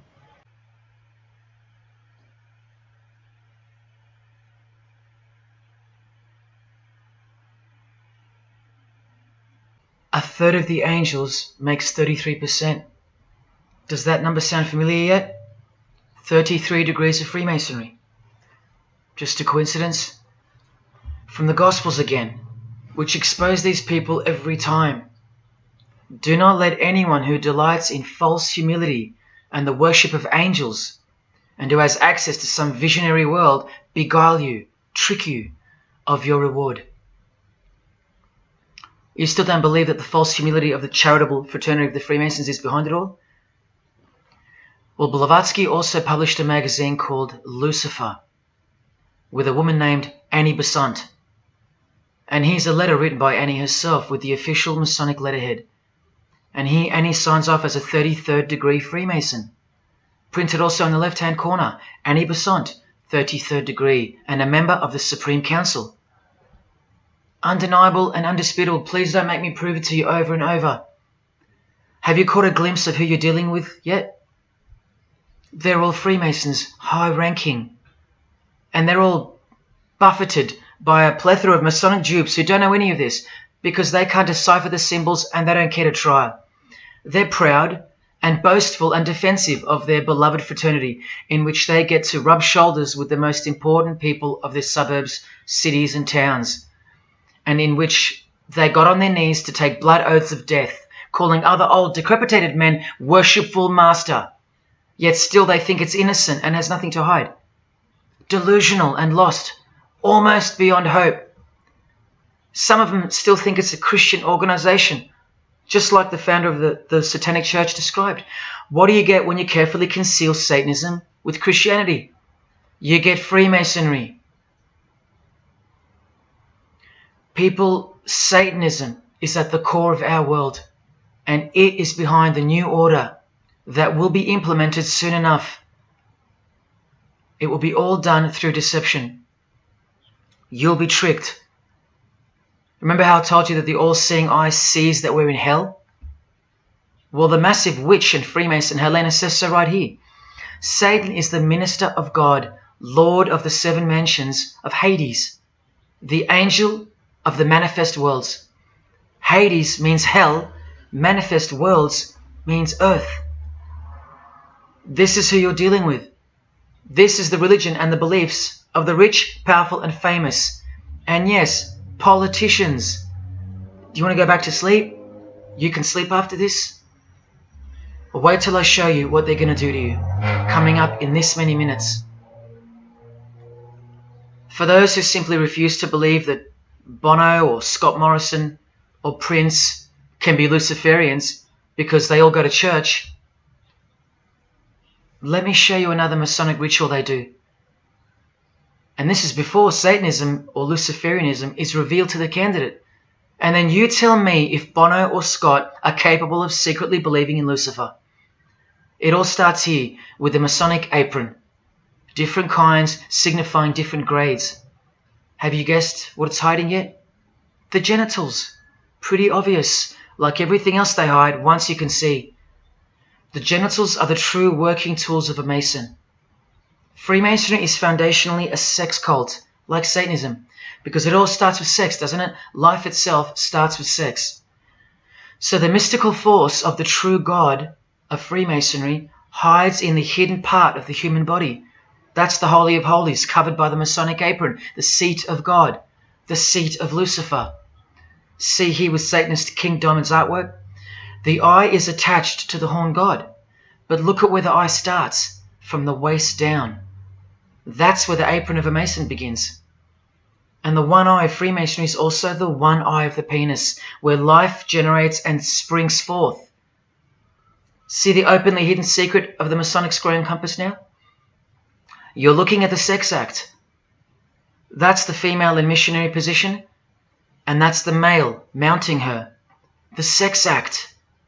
And the eye in the middle, with these emanating rays, is the orgasm and the ejaculation of the penis. See life shooting forth. That's how they see the sun and the earth too. The sun is the visible penis of their true God, shooting forth life continually. The light itself is the mystical sperm of the God of this world. The sun and penis generate life, while the earth and female womb produce life. The letter G, when replacing the I in the middle of the square and compass, stands for generation, sexual generation. The practical aspect of Freemasonry and Satanism's religion is that of a sex cult. You see Rod Stewart telling you he's a Freemason? By displaying the hidden hand of Freemasonry, also known as the Master of the Second Veil, and look at his other hand, taking the Masonic apron's place for covering his penis, which is the Holy of Holies, the seat of God for the Mason. And from the Grand Pontiff of Freemasonry, Albert Pike, hence the significancy of the phallus, the penis, or of its inoffensive substitute, the obelisk.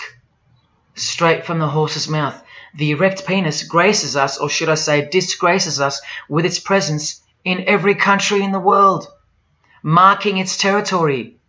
The Masonic obelisk in our face, everywhere, making its bold statement, yelling, screaming in silence. This is another reason why we're considered the ignorant and stupid masses. Another example of hidden in plain sight. And here's an erect penis on the front page of the female Freemasonry magazine, The Eastern Star.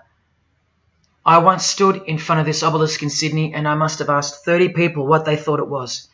Not a single one of them knew. To the Freemasons of the higher degrees, the whole universe is in fact one giant and continuous sex act. This is the structure of Freemasonry. You can take this path to the top or this path. And way up here, you have the Order of the Mystic Shrine.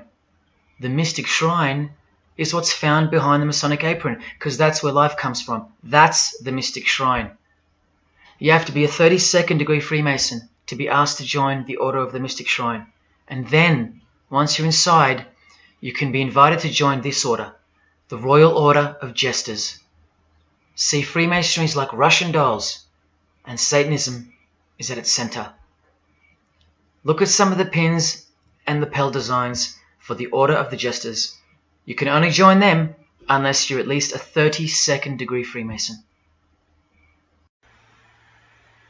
Sex and debauchery. Erections. The adoration of the phallus. Masturbation. Devils. Demons. Fallen angels. This one here, mocking holiness, reference to the anus, and sodomy, anything to mock the Bible. This disgusting one has King Momus sitting on a female's face, and hidden in plain sight is the square and the compass, for those who have eyes to see. Bestiality, yes indeed. this bagpipe player has an erection and the sheep is running away scared. Self-explanatory. This character has an emphasized eye, if you can see that, and the skull has an emphasized eye also. The wink and the one eye of the Indian. And the secrecy, the symbols of secrecy. On the far right here, the monkey covers his groin area, symbolizing the Masonic apron, and the black and white dogs, well, they symbolize the checkered floorboard of the Masonic Lodge, which is sexualized male and female principles. The horned god, where evil and good don't exist. And in the first degree, Masons are given a Bible stamped with a square and compass, oblivious to the inherent mockery and the foundation of the whole fraternity, as alluded to here with a genuine Royal Order of Jesters private lapel. This is a certificate that a jester receives after his initiation, and you see here their patron is named King Momus, and he was a god, or a daemon, which is a variant of the word demon, who was expelled from heaven, as the legend goes. Sounds just like Lucifer, because it is. Did Freemasonry disassociate themselves from the tax-exempt branch of Freemasonry known as the Jesters? Well, no, they didn't. Because, I mean, this is rare footage of an event within the lodge. Now, I'm sorry about the quality of this, but this is a Masonic lodge. So for Masons that want to say that the Jesters are contrary to Masonry, well, look. Look at these dirty old men. Masters of the lodge, with sublime morals. All married, probably all have daughters and granddaughters, yet still this, inside the lodge. But for you it should be obvious, because you can see the square and compass, the sex act, and the all-seeing eye right in the middle. I told you that Satanism was the oldest religion in the world, and it is. The sex act was ritualized and organized as a religion before we called it Satanism. But Satan has always been the god, the horny god, the horned god of these sex cults. All of them, from Sumeria to Egypt to Greece and so on, that's called paganism. And the real Bible of the Freemasons and the pagans, the one not written by hand, the one that's older than any book, the one that supersedes all the rest in age, thus making it the purest and most unadulterated word of God in the eyes of the Freemasons, is nature. Nature is their Bible. And before you think there's nothing wrong with that, wait a second, because you're not thinking straight. Ask a Mason, whether he be a first degree or a 33rd degree, what is Freemasonry? And the universal go-to answer is this: a peculiar system of morality, veiled in allegory and illustrated by symbols. Now, why would you need to veil your morals? Because in their peculiar system, evil is good and good is evil. That's Satanism 101. A peculiar system of morals. That should tell you something. That should tell you everything. Why would your morals need to be a secret? Because their deeds are in fact evil. Glorifying the laws of nature, where cruelty and self-obsession are virtuous characteristics. That's nature. Nature is as cruel as she is kind. The checkered floorboard, where everything is legal. It's Christianity that lives in reverse. The first shall be last. Love your enemies. The meek shall inherit the earth. These are unholy and unnatural concepts in the eyes of visible nature, the nature of Freemasonry, which is Satanism. What the Freemasons really mean by this morality veiled in allegory is that they're allowed to steal because nature allows it. They're allowed to kill because nature allows it. They're allowed to commit adultery because nature isn't monogamous. They're allowed to lie, indulge in all their God-given senses, especially sexual, because nature encourages it, as long as no one finds out, under oath. Jesus said, narrow is the road that leads to life, and broad is the road that leads to destruction. The Freemason of the century says, no true Mason can be narrow, for his lodge is the divine expression of all broadness. Because broad are the divine laws of nature. While they glorify those laws, Christianity breaks those laws. It becomes supernatural, because only then can you love your enemy. And so it goes that Christianity is despised by Freemasonry, the real Freemasons, because their Bible is nature. And by nature, they know the personality traits of their God, Satan, because he's the God of this world, just as the Freemasons, the enemies of mankind, say that he is. And just like Jesus said he was too. So they believe that Jesus is evil because he denies human nature and burdens us with the knowledge of sin. Observable nature, that's what guides the Masons' ethics and the Masons' morals. That's why they're called Freemasons. Believe you me, because they're free from moral obligations, free from sin, from guilt. They're free from Jesus Christ. These people are introducing this new system of the world, this new age. You're going to miss Christianity when it's gone. Mark my words. Because you have no rights in the eyes of nature, which is the Bible of Freemasonry and Satanism. And soon that will become painfully plain as a fact of life. Now please, I give you fair warning of what's to come in this presentation. It's very disturbing, or at least it should be. But cause to celebrate follows the disgusting things you're about to see. This is precisely where my own life and well-being come into danger. So let me say this right now. If you hear of my sudden death, or of my possession of 0.5 kilogram of cocaine or child porn, or my overdose or my suicide, remember this video. And if something so unfortunate should happen to me, may it serve as a catapult to you and as a remembrance of the conclusion to this presentation, which is this many minutes away. Do I really think they're going to make me pay for this video, for breaking my oaths? Well, seeing as people are so far gone, lost in the illusion that secret societies have constructed around you and inside you, and seeing as they can simply pull this video down, close my account and whatnot, no, I don't think they'll come after me. But if they do, let me say this to the Grand Lodge that orders my demise right now. Jesus wins. So in saying all that, here we go. Is Scott Morrison a Satanist? I'll let you answer that. Here is a ritual that Scott and every Freemason from this guy to this girl have performed. There is one Masonic apron you'll never see being worn. This one. And when I bumped into it, I thought it was a fake. Until I found this in Richardson's Monitor of Freemasonry, official Masonic literature, written for Masons only. On this page, what is that head doing there? You'll find out in a sec.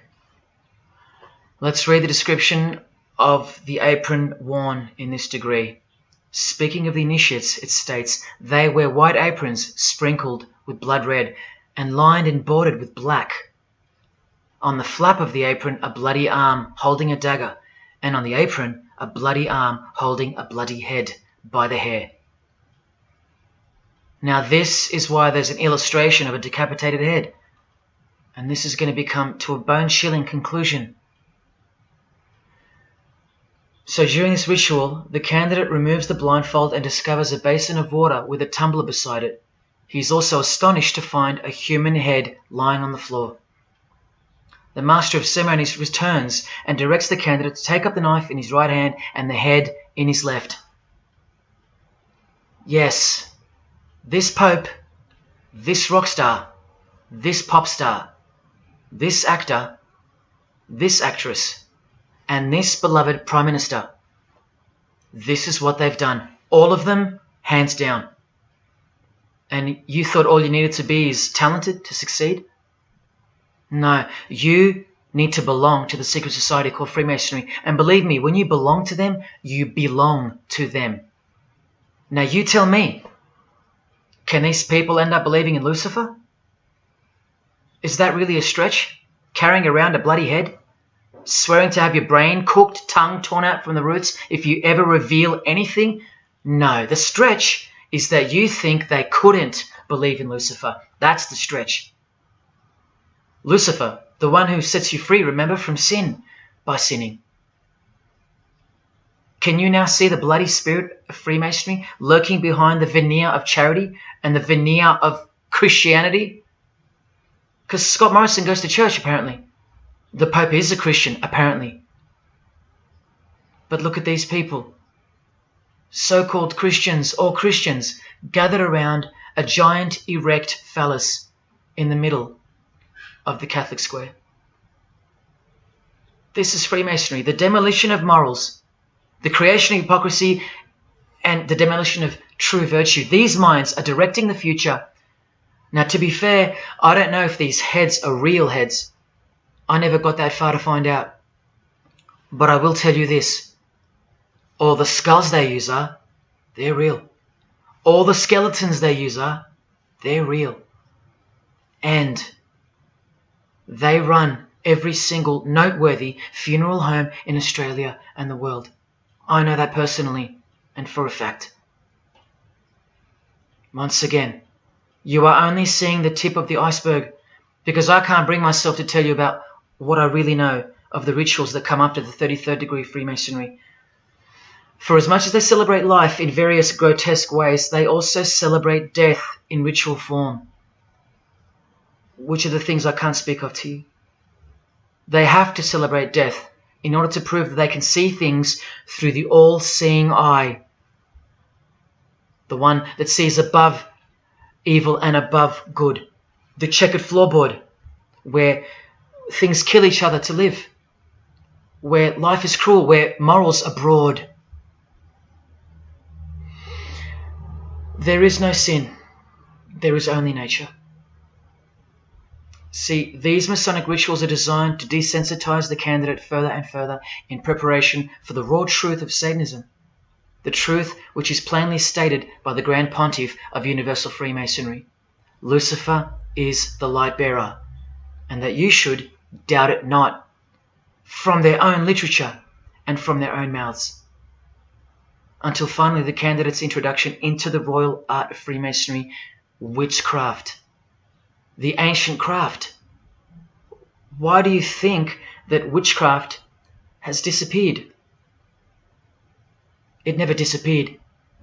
It was hidden, forced to go into hiding by the appearance of Jesus on the human scene. Another reason why he's passionately hated, and soon him and his ways will be done away with in this new world, and so will your rights. You still don't believe me? You're still doubting all the evidence, like the Freemasons are counting on you to doubt? Well, remember from the Encyclopedia of American Religions, the continuing impact of speculative modern Freemasonry provided fertile soil in which new magical orders could grow. Watch this 2-minute clip. I can vouch for every single thing you hear come from the former Masons' mouths. In the initiation in Freemasonry, we had to be recommended by another Mason. Well, in order to join witchcraft, you have to be first screened. You have to be recommended by somebody currently in witchcraft. Well, when I was initiated, I was blindfolded and bound by a rope, and on your bare chest was thrust the point of a spear.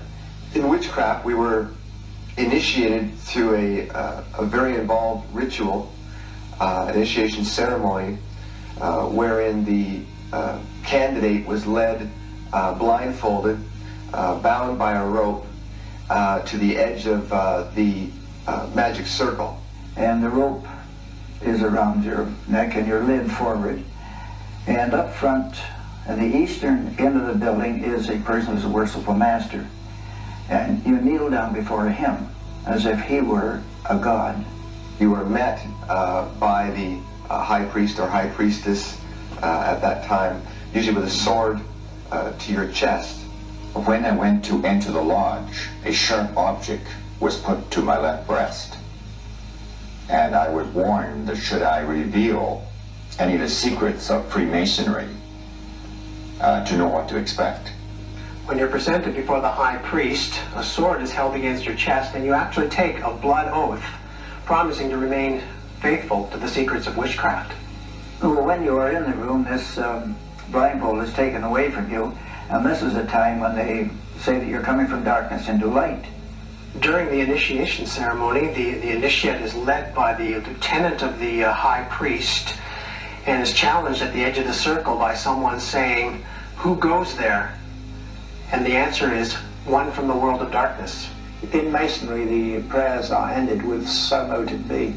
Oh, and one of the other aspects of, or distinctives of the craft was that we would always end any spell or ritual where we released the power, this is where the power was released, with the word "So mote it be."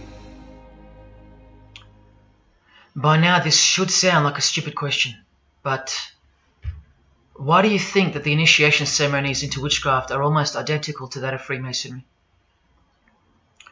I'm not even going to answer that. Come on, people, wake up with me. Here's Kylie Minogue, a Freemason, okay? Hidden hand of Freemasonry and the one-eye symbolism of the god of her religion. Now here she is giving the vow of silence, but what the masses fail to see is what's written on the book she's holding. Witchcraft, the royal art of Freemasonry.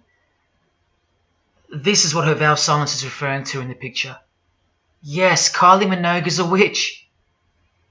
And if you're still that deluded by the magic wand that is television, entertainment, movies, media and whatnot, then you'll no doubt fail to use the incredible eyes that God gave you, from which to see the real world with, the evil world, where Satanists are at the helm.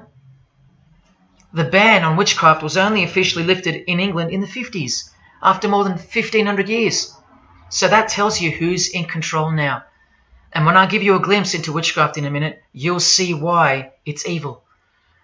And why it should be anything but legal, even when using it for so-called good, because the well they draw from is poisoned.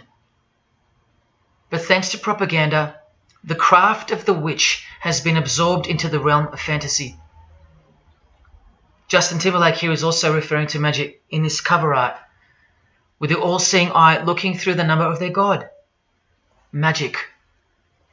Magic is a much smoother and more acceptable word than witchcraft, that other word.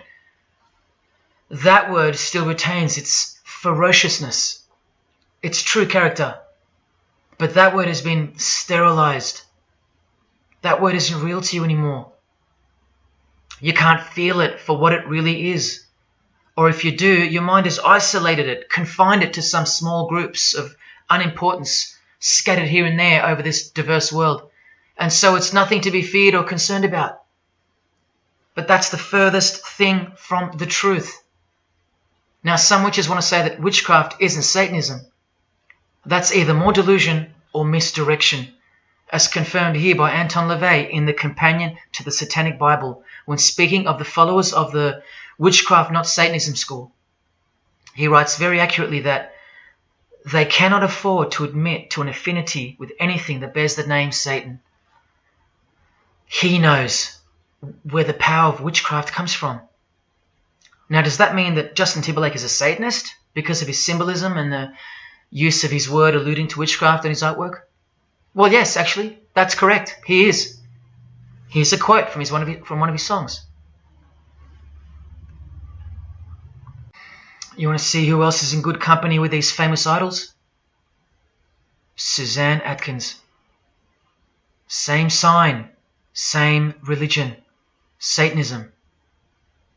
Do they all have to admit it in the English language for you to believe me? Or can the symbols they use finally be enough for you? Look at what another legendary Freemason, Arthur E. Waite, states. Out of evil comes good. And the confusion of tongues gave rise to the ancient practice of Masons conversing without the use of speech. Out of evil comes good, so it's good to do evil. That's what he's saying. See, I'm trying to include you into the conversation that the Freemasons are having with each other in public via symbolism, unbeknownst to you. Listen to what famous US footballer Tom Brady said regarding his wife. So, man, I listened to her. And right after the game, she said, "See, I did a lot of work. You do your work, I do mine." She said, "You're lucky you married a witch. I'm just a good witch." Well, this is Tom Brady. And this is his wife. Both initiated into the secret society. Of course they are. Wait, she's not displaying the one-eye symbol of the Freemasons, is she? That's just art, isn't it? Well, no, it's not. She's a witch, and her husband just told you she was. Here's Steve Miller's front cover to the famous song Abracadabra, and he covers his eye because he's a member of the one-eyed religion, and abracadabra is a legitimate word used in witchcraft. Here it is in the 100-year-old Encyclopedia of Freemasonry. Why would the word abracadabra be in the Encyclopedia of Freemasonry, the fraternity that runs charities, hospitals, nursing homes, and that secretly supply us with popes, presidents, prime ministers, kings and queens, and the bulk of our entertainers? Why? You know, I really think it's time to show you what the Satanists dressed as Freemasons are going to do to you and the world to finally establish their new world, their utopia. And this is going to be the segue into that.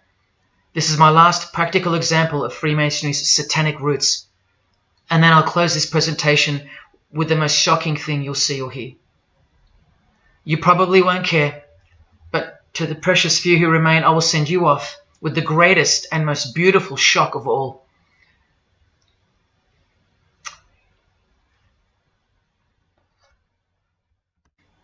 This is Jay-Z inside his Masonic Lodge. You can see the Masons in aprons in front of him. This is where Jay-Z takes his sick oaths of silence, kneels down in front of other men, and calls them Most Worshipful Master, an appalling title to give to a man on this planet. Jay-Z the Freemason writes songs like this. This one's called Lucifer. And in Empire State of Mind he writes, Jesus can't save you. Life starts when the church ends. Oh, but he can save you, Jay-Z. He can even wake you up just before you collide into a concrete wall doing 120 kilometers an hour. I should know. This is fellow member of the craft Alicia Keys, who sings on the track. Here she is, showing her allegiance and wearing the broken and bloody cross of Jesus Christ, the occult peace sign, pure hatred for Jesus. There is peace when your conscience has been killed, seared to sin, and you can indulge to anything. A false and temporary kind of peace, no doubt.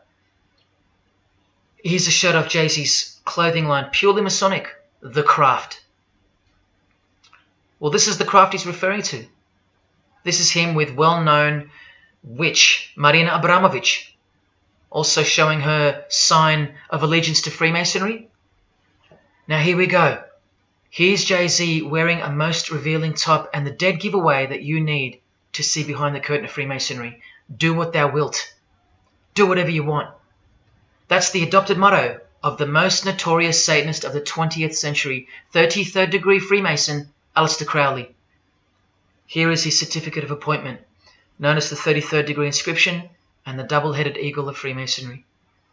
And here, next to his name on the certificate, including the symbol for a Grand Commander of Freemasonry, as shown in their encyclopedia. But to really confirm that he's a Freemason, here he is doing the Masonic sign of the Master of the Second Veil. Now here's a legitimate letter from Alister. Again, the addition of his inscription of the 33rd degree, and he signs off with a symbol of the past Commander of Freemasonry. What does he write beside it? Baphomet. This Baphomet. Now listen to this man to get a clearer picture of the truth behind the secret religion of the stars and the leaders of the world. Alister is the founder of a Luciferian church called the Ordo Templi Orientis, and he named himself the Beast 666, straight from the Bible, depicting the number of wickedness in human form. In his what's called Liber's writings, he says, "With my hawk's head, I peck at the eyes of Jesus as he hangs upon the cross." Do you see the hatred? You think they don't hate you too? Keep watching. And from the equinox, with the all-seeing eye of Freemasonry, this illustration. What does it mean? The writer himself explains. The picture is symbolic of the new eon, the new age. From the blasted stump of dogma hangs the hag with dyed and bloody hair, Christianity. There's a massive glimpse into the New World Order that's coming. Keep watching. And down here, do what thou wilt is the true nature. The true nature, remember? The broad morals. There is no such thing as evil. So do what you want.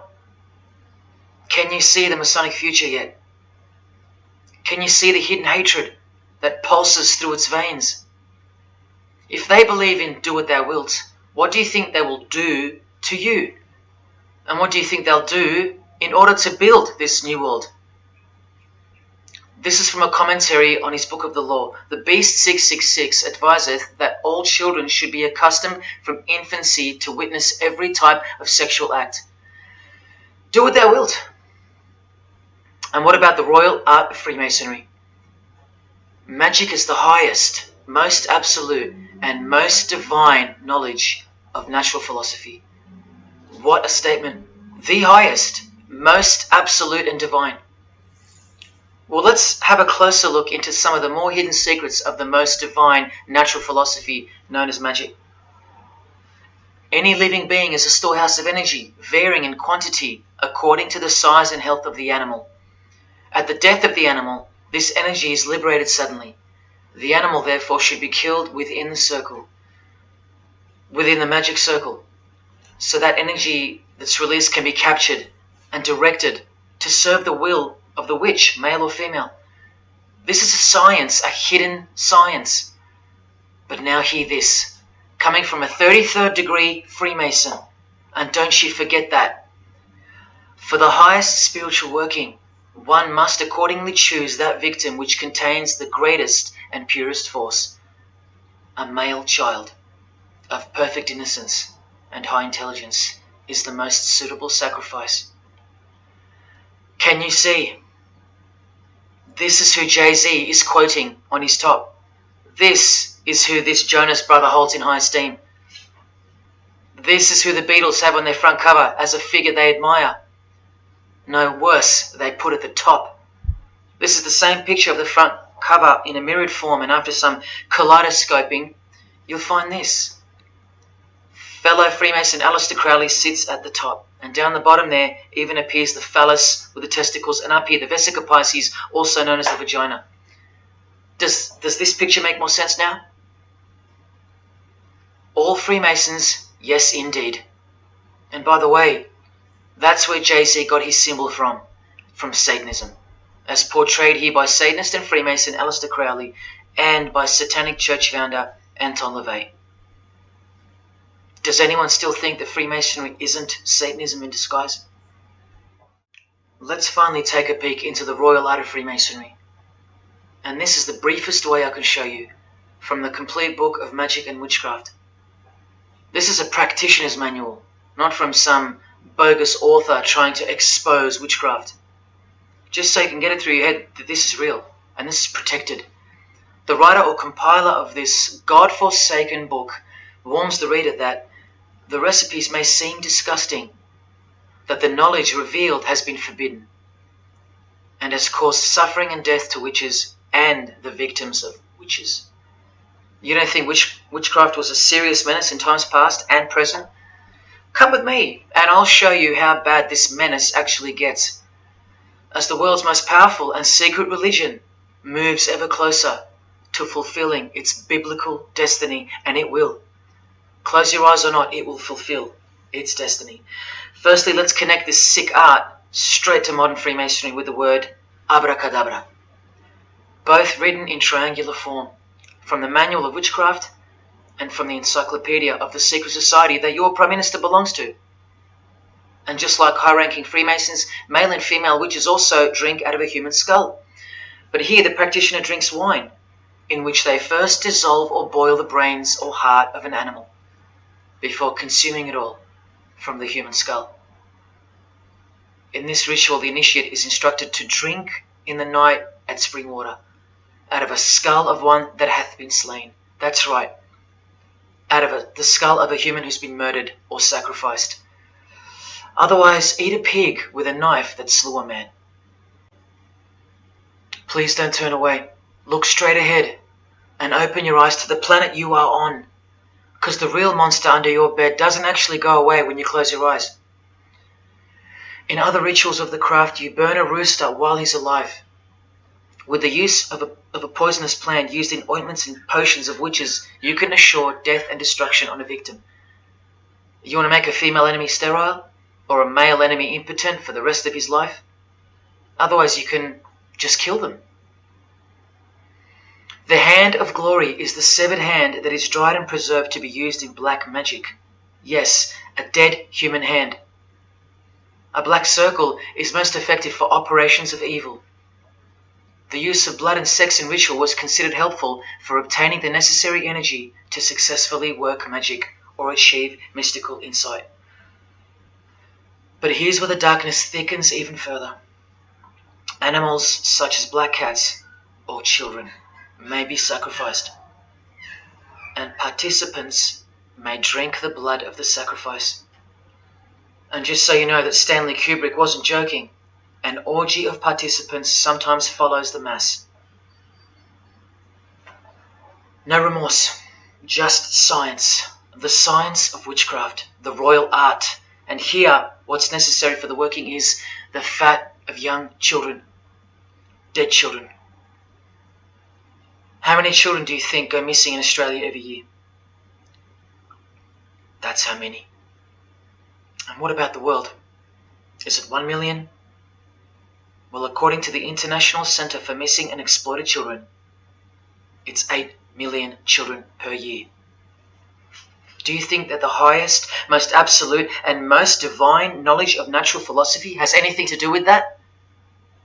Any chance of an international secret system that is bolstered by initiations and degrees, and bound under the most brutal penalties that the human mind can ever devise? Do you think that has any involvement? Any chance of that?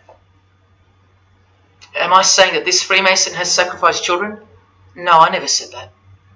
But did he ever even remotely mention the secret societies? Did he ever try to warn you? Educate you? No, he was under oath. Am I saying that these Freemasons have sacrificed children? No, I never said that either. But have they ever warned you about the secret society that believes that Lucifer is the savior? The society functioning right under your nose, that secret society? No, not a chance. Julia Gillard admitted she belonged to one, but that's about it because they're all under oath. So where does this ancient craft originate from? It originates from the spirit realm, from spirit beings. That's who taught mankind the royal art before civilization began. In this chapter, The Rites of Satanism and Witchcraft, the manual explains that a typical satanic Sabbath was, number one, a homage to the devil, usually performed as the osculum infamy, also known as the kiss of shame, which is so shameful that we'll just put it this way.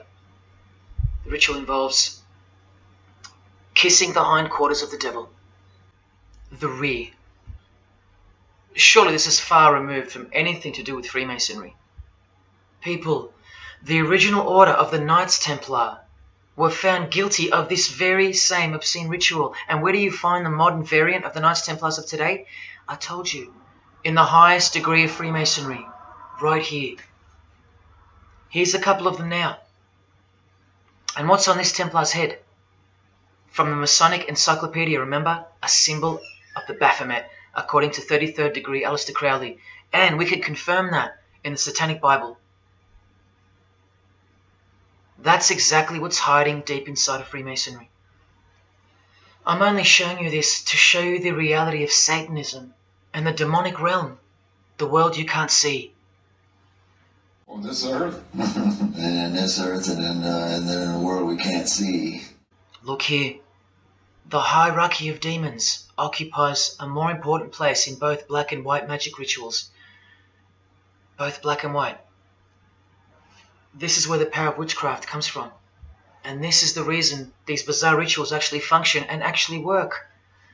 Because after the ritual is performed on earth, its effects are carried out to their conclusion in the spirit realm by spiritual beings or demons, actual demons. The reality that is hidden from you. Because if you found out that Satan was real, then that would have to make Jesus Christ real too. And he is the one they hate. And if Jesus Christ is real, that changes everything. And this is how much they hate him. The prayer that Jesus taught his disciples is performed backwards. The high priest is sometimes naked. A prostitute assists him, and a naked virgin, who may later be deflowered, is the altar. Everything that is sacred is defiled, and everything that is filthy is honored as pure. Because of their burning hatred of Jesus Christ, just as he's hated by the fallen angels that they worship. It gets worse when you hear what they use as a substitute for the bread that Jesus broke and told his disciples to eat in remembrance of him. A wafer which initiates me with this, this, and this. Or the name of Satan may be written upon it. And this isn't even witchcraft. This is just a ceremony announcing who they love and who they hate. So is Satan real? It continues to state in the hierarchy of demons at the very top, Satanakia, whose title is the Commander-in-Chief. What did Bob Dylan, the Freemason, call the one he made a bargain with? Should I ask who you made the bargain with? with the chief commander. Same title, Commander-in-Chief, Chief Commander. Are you following? But watch this. In case the darkness is getting a little too thick and encompassing for you, let's shine a little light. The true light that only the Gospels can supply. Speaking to us humans and revealing something about Satan, the Gospels state, you follow the spirit of the age in this world system as dominated by the commander of the spiritual powers of the air. Satan, the god of this world, the commander. You still think the Gospels are wrong or fake? See, Satanists know that the spirits also live in the air, just as the Gospels reveal. You can summon any of these demonic spirits by name if you possess the royal art. Who do you think this figure on the front cover represents? A magician who is inadequately prepared and cannot attain his desires may seek the aid of Satan. That's who this is. Now that you know, hopefully for a fact, that these are people at the top of the human food chain, do you think they'd be fooling around with stupid fairy tales? No, witchcraft and Satanism is absolutely real, hence their earthly power. This demon here, fifth in the pyramid structure, holds the title of Inspector General. And what's the title of the highest degree in Freemasonry, who exists in every local lodge in every suburb, a suburb near you? Inspector General. Same title as the living demon. Do you believe me now? You can even conjure Lucifer himself, or be Beelzebub, who the Gospels call the Prince of the Devils. Both of whom are listed as superior spirits in this book of witchcraft and magic. I can show you so much more from this disgusting book, but I'll cut it off here with the seal of Saturn, a demonic sigil from the complete book of magic and witchcraft. And this is his seal. Can you see? Do you see? This is the society that lives amongst you, above you. The one-eyed religion of Freemasonry, hidden right in front of those who have their eyes wide shut. I'm going to now show you what that world that they are building, from the ashes of the one you're currently living in, looks like. But lastly, to drive this business of blood sacrifice home, here's American rapper Azealia Banks with the 666 hand sign, and now over the all-seeing eye in her video, the eye in the triangle of the Freemasons on her shirt, and the devil's horns, her liberator, her master, her commander. And now displaying the secret society vow of silence. Along with that, the last brief glimpse into the highly concealed royal art of Freemasonry. The amount of crap that's about to come off my floor right now, guys. Oh my god. 3 years worth of brujeria. Yes, you know I gotta scrape all this shit up. And what does brujeria mean? You know what it means. Witchcraft. Azealia Banks, the witch, with her eye in the triangle shirt, and the logo of, for example, the Grand Lodge of Freemasonry in Spain. one and the same symbol. The logo of the fraternity of the Freemasons and the logo of this Church of Lucifer. The one eye. One and the same symbol. Freemasonry has deceived you. Yes, people, now you know how Satanism has functioned out of sight and out of mind. You still think there's no such thing as witchcraft? Or that it only existed in the olden days? You still think that blood isn't a part of the royal art? You still think that local Masonic lodges of the world are not filtering systems for Satanists and a cloak for organized Satanism with a grand master plan for the world? You think there's nothing to the blood sacrifice of Jesus Christ? After seeing all this and the Azealia Banks clip, and after realizing that there exists a hidden and guarded science of the art of blood sacrifice, you think there was no science behind Jesus' crucifixion, a deeper reality that we can't see or understand? You think Jesus didn't know what he was doing? Or are you one of those who still think he didn't exist?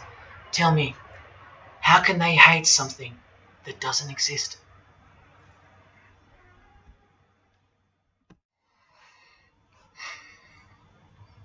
If only you could hear from some other Freemasons who have the courage to break their oaths. But you won't. You won't. This is probably it. But I once heard from a Freemason, an honest one, in about 2016, after I posted this picture on Facebook. He knew. He knew the truth. Just like you do now, or just like you should. And he wrote to me. And he said, by the time we are done, every church will be a brothel. Well, in case you think that that's impossible, this is a fashion show that was held in a church, a real church, and it was organized by high-ranking Freemasons, who you will see now to be Satanists. Designed to be a heart-wrenching mockery and a colossal sign of the times, this event. Just so you know, it's a Masonic production. Here's the inside of a lodge. See those twin pillars? Well, here they are. See the Masonic checkered floorboard? Well, there it is. See the Masonic square and compass? Well, there it is. And do you see the eye of Freemasonry? Yeah, there they are. The lower square in the square and compass has been disfigured so that as to not make it too obvious. But now that we've established that, here is the spirit of Freemasonry, as displayed through just a few of the models. This one wears the horns of the Baphomet, the horns of Satan, with his all-seeing eye in the background. More horns. This model wears the all-seeing eye, as does this one. And this disgusting thing with another huge all-seeing eye of Lucifer in the background. Then there's this, with a satanic pentagram on her face. And finally, this male model in a skirt with two satanic inverted crosses of Jesus Christ on his top in a church. Oh, the morbid victory of the Freemasons. Unstoppable. For now. When people like Lady Gaga cover one eye while wearing an inverted cross, and you don't see the connection of the one eye symbolism to Satanism, then your observational skills have been compromised. In the span of 2 days, I saw these ads in my local shopping centre. And that alone tells me that the satanic age is here, manifesting all around us, seemingly invisible, while you look straight ahead through the symbols. Just like the initiation process of the secret societies themselves, society at large must be incrementally introduced and seduced into further depravity and self-love. And haven't we been slowly but surely perverted over time, degree by degree, until we think that men dressing as women is beautiful and healthy, anal sex is a form of expressing love, the sick world of pornography is considered as liberating for women and men, and protected by free speech. In California, babies are allowed to be aborted after birth because it's a woman's choice. And that's not considered murder. A world where we should applaud young children like Desmond is amazing, cross-dressing while he dances for gay men at a gay bar on a podium because he's paving the way for the kids of the future. And we should get shamed, fined, and even jailed if we point out that this is sick, sinful, and dare call it evil, which is what it is. What spirit is behind Desmond is amazing? Oh yeah, an evil spirit, no doubt about it. You think Freemasonry and their peculiar morals aren't behind the decline of Christian morality and morality worldwide? It's all by design. The Masonic war on Jesus and the Christian social structure, generally undetected by human perceptions, and still people will write to me and comment on how absurd what I've said is. A cloud over the eyes of their heart. Well, I tell you this, there is no bigger axe that has ever been grinded than the one Freemasonry grinds. Because the appearance of Jesus Christ pretty much destroyed their religion, drove it underground, and they will have their revenge. Soon you're going to see it. We've all been initiated into the lowest levels of materialistic Satanism under the banner of secular humanism. I know blokes who think that life's great, mate. Life's terrific. Life's what you make it. Evil, Lucifer, Satan, these are just words that Christians invented to help them sleep better at night. There are no cults. There are no conspiracies. John F. Kennedy's speech about secret societies plotting against the world, that's not relevant anymore. That's history. There's no such thing as Satanism amongst civilized people. Oh, children, when darkness comes to your door, takes your wife, takes your health, your job, your home, your freedom, your children, then you call out, oh my God, this is evil. Why is this happening to me? Well, here comes the darkness. Here comes the evil. You want to know what the New World Order looks like? You want to know what the future holds? You want to know what horror is coming to our planet? As Jesus told us, for then there will be great distress, unequaled from the beginning of the world until now, and never to be equaled again. Ladies and gentlemen, welcome to the Masonic New World Order.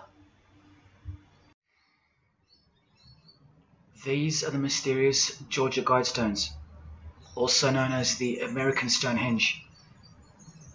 They are a set of granite monoliths which were constructed in 1980 and funded by an unknown and anonymous group and commissioned by a man using the pseudonym R.C. Christian.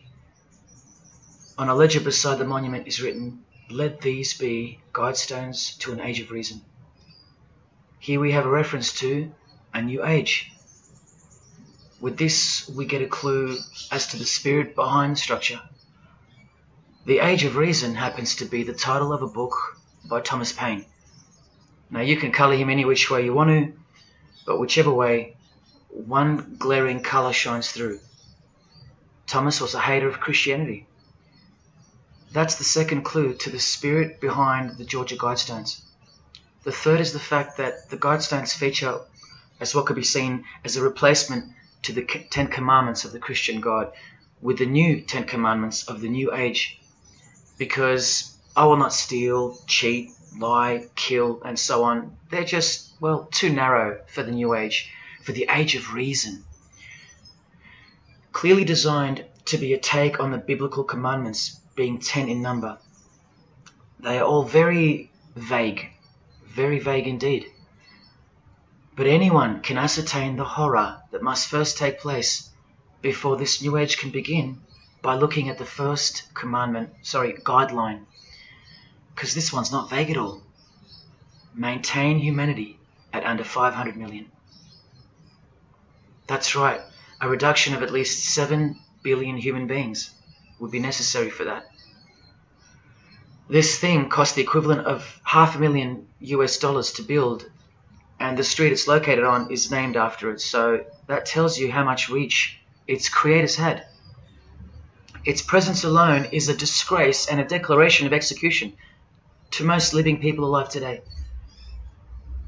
But let's go on to the fourth clue as to the spirit behind these monuments. the monuments outlining the Age of Reason. The name R.C. Christian, the so-called person who commissioned the building of these giant slabs, anyone who's versed in secret societies or is a high-ranking member themselves would instantly recognize the pseudonym as a reference to the secret society known as the Rosicrucians, which is just another secret society branch that exists under the umbrella of Freemasonry, which is an extension of all secret societies of the past and is now the mother of all of them. In this Masonic website, Worshipful Master Wynne Westcott urges the Freemasons to consider their status as Rosicrucians. The RC stands for Rosenkreuz. Christian Rosenkreuz is the mythical founder of the Rosicrucian order. And as impossible as it is for me to prove that Thomas Paine himself, the writer of Age of Reason, was a Freemason, he did also write this book, The Origin of Freemasonry. That is the spirit behind the Georgia Guidestones, the satanic spirit, and a straight off the bat view of this approaching new age. I told you, the whole system is about to change, and it's not going into the future, it's actually going back into the past. The old religion, that's what's taking everything over. And you'll walk straight into it, blind as a bat, thinking these people want to help you. They will appear as your saviors, forgetting or never being told in the first place that all this time there have been two societies in the world. The visible one, which is the one we're in, and the invisible one. Remember that the invisible one considers you profane, vile, and vulgar. Why on earth would they want to keep you around? In a book I can't mention written by them, people are referred to as useless eaters. We've become excess inventory, redundant, and past our use-by date in their eyes. Think about this. According to a prediction by information technology and research advisory firm Gartner, 1/3 of jobs will be replaced by software, robots, and smart machines by 2025. That's 4 years away. Google engineering director Ray Kurzweil anticipates that robots will have reached human-level intelligence by 2029.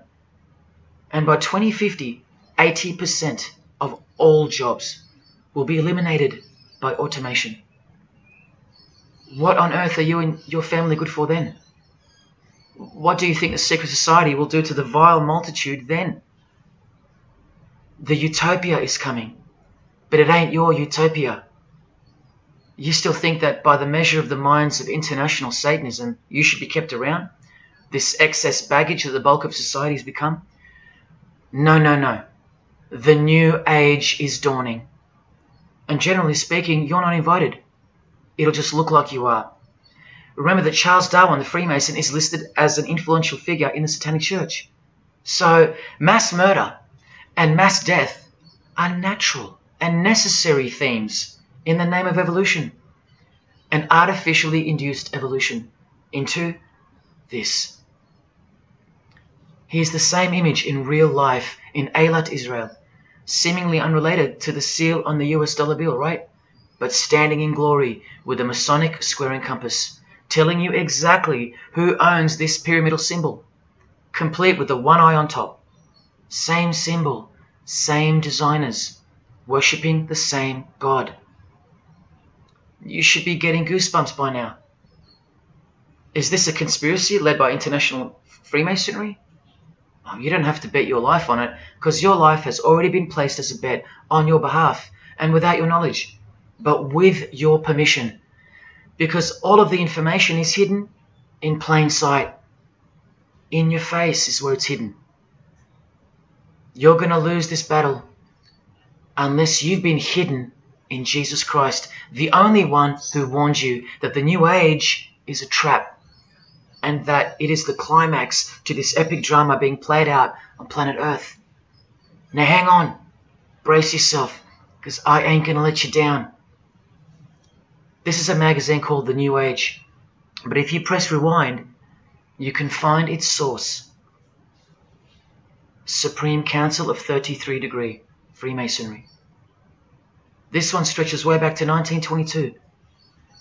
See the twin pillars of Freemasonry? Look, this is 19th century Freemason and New Age pioneer Helena Blavatsky on the cover of this edition. She's the one who wrote that darkness is absolute light, and that Satan is the god of our planet, and that we are in hell. But do you think the readers of these magazines are told that? No. Darkness is sold as light. Satan is disguised, and it's him in the details. This Masonic New Age magazine was the precursor to all magazines and trends, promoting the great deception of self-love and spirituality.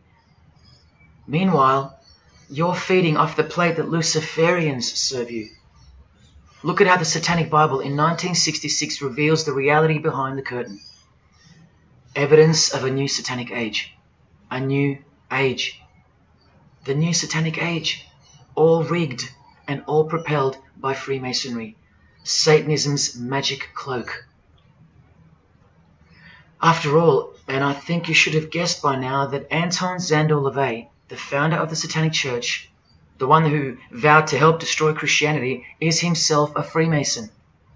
I can't prove it to you, but I know it, because of not only his obvious fondness of the fraternity of the Freemasons and the mention of it in his Satanic Bible, and its vital role in the Satanic takeover, but also because of the symbols, specifically this one, generally called the Devil's Claw or the Lion's Paw. Freemason James de Rothschild displaying the Devil's Claw or the Lion's Paw. X Factor's L.A. Reid showing the Devil's Horns next to fellow Freemason Avril Lavigne. The Secret Society sign for the Devil's Number, and displaying the Devil's Claw over and over. The better example is with New Age guru Annie Besant, co-writer of Lucifer magazine and 33rd degree Freemason, also showing the Lion's Paw here and here. But the best example I have is with Aerosmith, guitarist Joe Perry clearly displaying the sign of the Master of the Second Veil of the Freemasons, and right next to him, Steven Tyler, doing the Lion's Paw. Clearly both Freemasons, secretly showing their allegiance with symbols. And here's Anton LaVey displaying the same Masonic symbol. Yes, a Freemason founded the Satanic Church. Now that we know who's really behind the so-called New Age, listen to some of the confessions of the New Agers in their literature, once you scrape past all the talk of spirituality and love and rainbows. New Age author, feminist and hater of Christianity, Barbara G. Walker writes in The Woman's Encyclopedia of Myths and Secrets, a 666, 666, was the magic number of the triple Aphrodite. She further compliments the number when she calls it the miraculous number 666. Speaking of the New Age to come, PhD Christopher Hyatt writes in Undoing Yourself, as we moved closer and closer to the well-planned for and long-awaited invocation of the Prime Minister unto the very King of Hell, the Grand Vicar of Lord Lucifer. Yes, the very well-planned for and very long-awaited indeed. Do you see what's coming?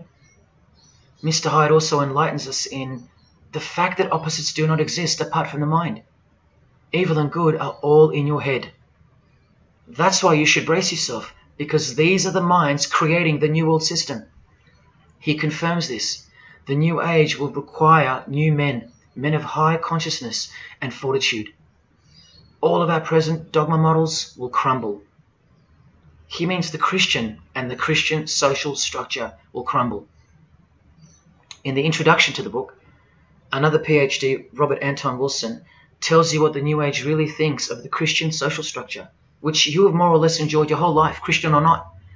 Christianity and democracy have been among the worst disasters to ever befall the human race. I told you, atheists, you're going to miss Christianity when it's gone. Here's a picture of Robert with the Masonic eye in the triangle on the wall behind him. Remember where the term New Age came from.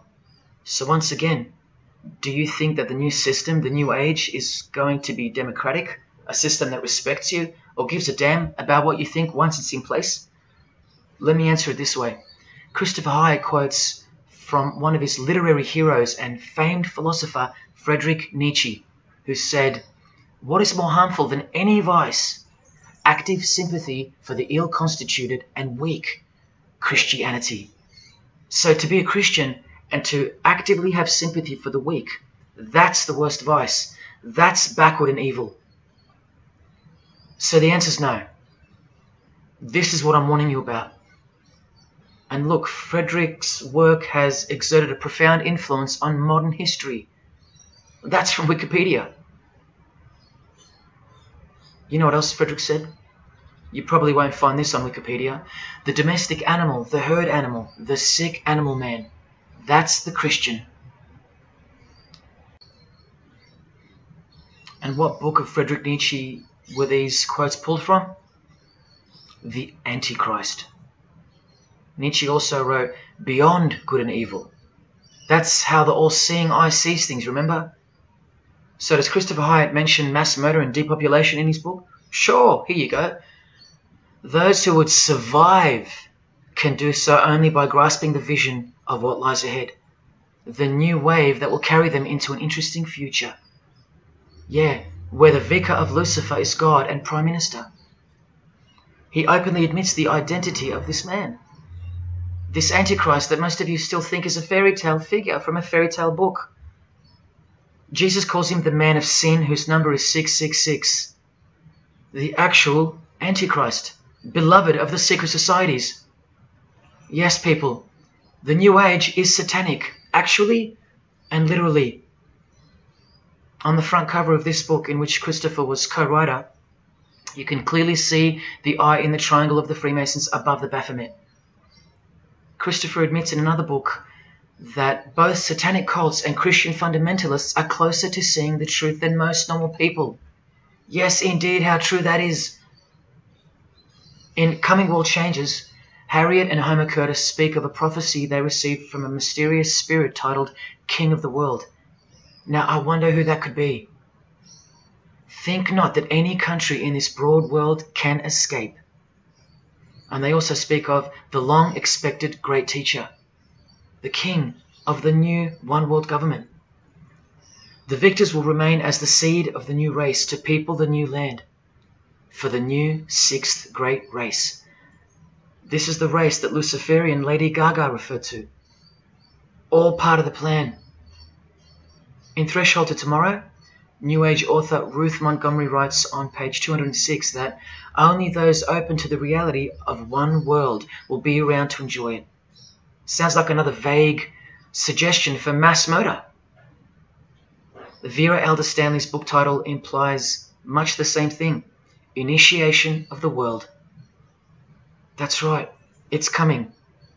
You think Vera hasn't been initiated into the secret one-eyed religion? What else has she authored? How about the finding of the third eye, the all-seeing eye? New Age author John Randolph Price writes in The Planetary Commission, in question and answer form, how do you define the Antichrist? The answer is pretty amazing. Any individual or group who denies the divinity of man as exemplified by Jesus Christ, the higher self of each individual, which Jesus Christ never exemplified because he is God. If you deny that mere men and women are divine gods, you are unfit for the glorious New Age kingdom. And you are the definition of Antichrist. In Practical Spirituality, he prepares his readers for a population drop of 2.5 billion people before the New Age era can begin. On page 32 of New Age author Barbara Marx Hubbard's book, Happy Birthday Planet Earth, she states that people will either change or die. That's the choice, she says. Notice the New Age has a new gospel, yet all the while, the world will be neglected of the information in the real Gospels, where it warns and predicts. For if someone comes and preaches another Jesus, not the Jesus whom we preached, or another gospel, you are most beautifully tolerant of them. In the Book of Knowledge, The Keys of Enoch, the writer has a quote-unquote direct experience with two spirits, Enoch and Metatron, and they share with the writer spiritually scientific teachings regarding the new system of things soon to be fully manifest. The reason this work is considered extra special amongst its readers is because it was the first book to point out the alignment between the Great Pyramid and the constellation of Orion. The first book ever. That's basically proof that these spirits, Enoch and Metatron, are the real deal. Not only that, it was also the first book to show the direct relationship between DNA coding and the divine name. That's pretty serious, and the atheists should be really waking up by now, because this is the world's most powerful and secret religion we're talking about, nothing less. The writer was told that those who govern the earth are those who have fallen from the heavens. He calls them the masters, and even states that they were punished with penalties that were assigned to each. These are the fallen angels of the Bible, people. These are the masters of the Masonic New Age, as proven here in one of the illustrations from the book. Same symbology. This worldwide catastrophe that is coming will bring about a complete reorganization of Earth's life system. And like all high-grade initiates of the secret societies, every attempt is made to bring positivity to the number of the Vicar of Lucifer. I was given instruction to use the specific light harmonics 666, 999, and 12-12-12. The spirits further inform the writer of the Keys of Enoch that the pattern 666 is used to identify you with respect to the Earth's vibration. The number of the beast of the Book of Revelation of Jesus Christ is not only being glorified, it's manifesting in the world. And from another illustration from the book, once again, the same image we see being used over and over with the eye on top of the pyramid. This is the secret religion that encompasses us and has been influencing us for decades upon decades. 2 to 3 centuries, in fact. Just like the Gospels explain, this is an absolute counterfeit of the truth. Christ is mentioned everywhere, but not Jesus Christ. No, this is the Antichrist spirit, who will eventually manifest and appear to the world as one man. Doesn't sound so mythical anymore when you see that the enemies of Jesus Christ and those behind the New World System, they use biblical terms. And Christ, to depict the antithesis, the anti of the real Christ, their Saviour. And these spirits from the world we can't see are the ones who taught mankind the sick art of witchcraft. Look at who supplies this book online, sacredmagic.com. You know what magic really is and what it really entails now. So once again, you can see the connection, the relationship. If you still think that this phrase, New World Order, is a conspiracy theory, you're suffering from a medical condition. On the Lucius Trust website, the consultants to the European Union, you find the statement that the New World servers are occupied with the task of inaugurating the New World Order. In the same article, this shocking admission is made. 2/3 of humanity will stand upon the path at the close of this age, and with that, 1/3 will die, or to put it surreptitiously, will be held over for later unfoldment. That's the Lucius Trust, the word Lucius being the replacement for the word Lucifer, who works hand in hand with the EU, the European Union, stating that 2.5 billion human beings are planned to be killed off, all predicted by Jesus and only Jesus. And if you still think I'm joking or misleading you about what these people are and what they plan to do, here's a book written by the founder of the Lucius Trust, the Freemason Alice Bailey, Education in the New Age, where she, well, educates you about mass population reduction.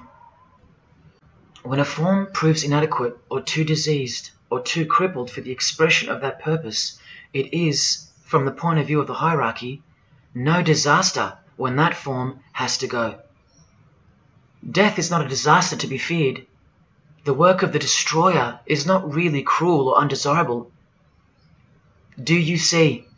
Did you hear that? Through the all-seeing eye of Lucifer, the destroyer, for the purpose of the new world, death and mass murder isn't evil, it's good. And Alice Bailey in The Labours of Hercules also tries to re-educate us and protect that God-forsaken number, predicted in the Gospels to be associated with evil. The number of the physical plane activity is called the number of the beast. This idea seems to have a horrible fascination with many, but what it really means is that Virgo is the symbol of triplicity, 6 on the physical plane, 6 on the emotional plane, and 6 on the mental plane. not 666 at all.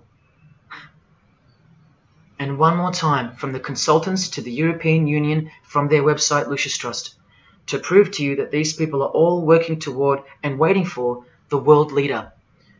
The coming of the Avatar and the advent of the coming one are the keynotes of the prevalent expectancy. After everything I've shown you, are you going to ignore this? Or worse, are you going to trust these people, of whom were predicted to this very condemnation 2,000 years ago? Right down to a one-world system, depopulation, and to the man who will carry the number 666, and with it implement a new system in which you won't be able to buy or sell unless you receive a mark in your hand or forehead. And what's just been announced by Business Insider? Cashless society. Due to this, by 2024. This is the manufactured trend for the world. And you better believe it's fulfilling biblical prophecy. You know that book that's been ripped out of schools and hysterically discredited? Why do you think there's a single eye displayed on all the covers of George Orwell's dystopian novel 1984? It's because the one-eye religion is the one in permanent control, where democracy and Christianity have been utterly extinguished, and the remaining population live in a whole new level of permanent communism. It is well known that George Orwell himself had ties with the Fabian Society, which is a secret society complete with degrees of initiation. Tucked away neatly somewhere under the wing of Freemasonry, the Fabian Society's logo used to be this: a wolf in sheep's clothing, which is exactly what Freemasonry is. And it was a metaphor for gradually advancing socialism. And socialism is communism for slow learners. This level of denial on our part has been brought on by mass propaganda, because everything has been weaponized to work against you and God's truth. Education, entertainment, and economics. You're a slave to each one. And Freemasonry is the slave master. Listen to the Grand Pontiff of Universal Freemasonry tell you about it in Morals and Dogma. The blind force of the people is a force that must be economized and also managed as the blind force of steam. You are just blind energy to them, made to be enslaved. This force must have a brain. Who do you think the brain is? Freemasonry is the brain, obviously. And he's saying that we're just the body parts that move to its will. Look, these are some pictures I took of the local obelisk in my town. An erect phallus hidden in plain sight. See how the cube at the bottom is rough? In Freemasonry it's called the rough ashlar stone.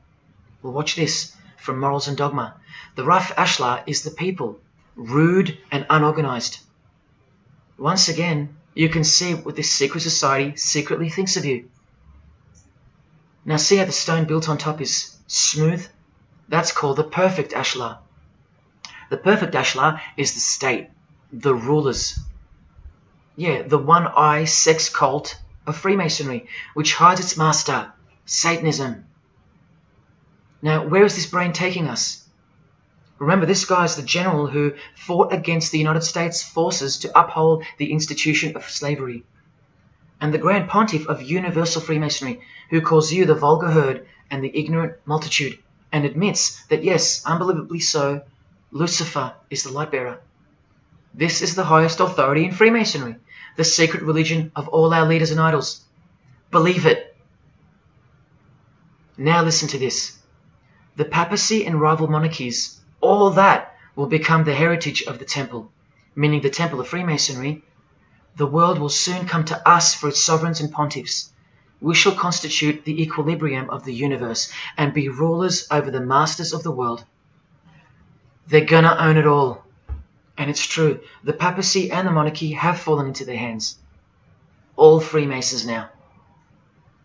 This is a 150-year-old book, so you can see how far ahead they plan, while we stay ignorant. How do you suppose that they won't achieve the New World Order? The New World Order of death. Of combined and systematic movement and effort, the great revolution prepared for by the ages will begin to march. The future is all planned for by them, And the revolution prepared for by the ages is coming. And it'll look like a natural occurring event, just as current events seem natural. Lastly, from his other book, Legenda, and reading from the ancient and accepted Scottish rite of Freemasonry, Albert writes, "And thus the warfare against the powers of evil, meaning Christianity, that crushed the order of the temple in the 1300s, goes steadily on, and freedom marches ever onward toward the conquest of the world." The conquest of the world, guys. And this is their method. Ingenious as it is, the double-headed eagle, the left and right paradigm. Whether you are pro-abortion or life, prefer Macca's or KFC, Ford or Holden, vote Liberal or Labour, shop at Coles or Woolies, go for the Parramatta Eels or the Canterbury Bulldogs, always the two most opposing forces, the result always feeds the one belly. The two heads always serve the same Masonic beast. Do you get it? That's number one. Number two is the horribly magnificent motto of their double-headed eagle, Ordo ab Chaos. That means order out of chaos. It's the ultimate way to achieve your sinister goals while looking like a hero. With one hand, they create beautiful and noble things. With the other hand, the hidden hand, they destroy and pervert. Then the helping hand comes back in to save or fix things again, alternating from one to the other, while nudging toward a predetermined goal, until finally reaching that goal that's set in mind in the first place. All the while, you never knew that the same hand that's saving you is the same hand that was destroying you in the first place. Order out of chaos. Their order out of their chaos. Another way to look at it is this. Z creates or exploits a problem, then attributes blame to others. Y reacts by asking Z for protection and help to solve the problem. Z offers the solution that was planned for by them long before the crisis occurred. Ordo ab Chaos, order out of chaos. Now you can change Z and Y to suit any scenario. For example, your best friend who wants to sleep with you creates or exploits a problem, then attributes blame to others. You react by asking your best friend who wants to sleep with you for protection and help to solve the problem. Your best friend who wants to sleep with you offers the solution that was planned by them long before the crisis occurred. Each time your best friend gets closer and closer to you until eventually they're in your bed. How about your employee creates or exploits a problem, then attributes blame to others? The employer reacts by asking the employee for help to solve the problem. The employee offers the solution that was planned by them long before the crisis occurred. The employee eventually gets the promotion. But this is the way I really want to put it. The government creates or exploits a problem, then attributes blame to others. The population reacts by asking the government for protection and help to solve the problem. The government offers the solution that was planned by them long before the crisis even occurred. This is how the Great Revolution, prepared for by the ages by the Freemasons, will begin. So who's going to warn you? Even modern Christianity is steered by Freemasonry. Hillsong won't warn the sheep about Freemasonry and the One World Government. What, the Hillsong senior pastor who wrote these books and lives here? No chance. Did modern day Christian heroes like Billy Graham warn you about Freemasonry? Well, no, because here he is giving the Master Mason grip to other Christian giants like Paul and Jan Crouch, all Freemasons. Here he gives the same third-degree handshake to former President Harry Truman, and here to a Muslim Freemason. Billy is listed as a Freemason in the 33rd degree Albert Mackey's History of Freemasonry by the publisher on the inside flap. Billy's son, Franklin Graham, also won't ever expose Freemasonry because he's too busy eating at Voodoo Donuts, where they sell these donuts and these pentagram donuts.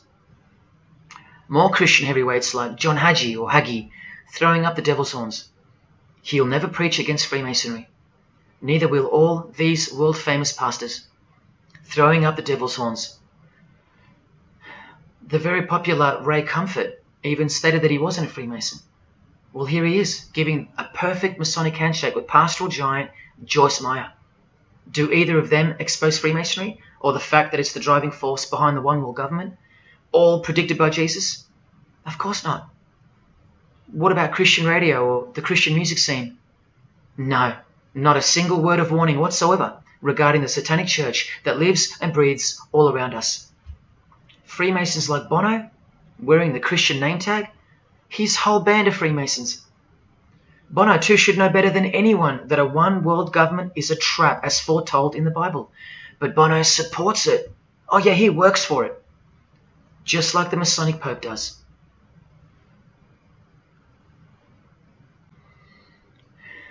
Even if by some freak chance they didn't know any better.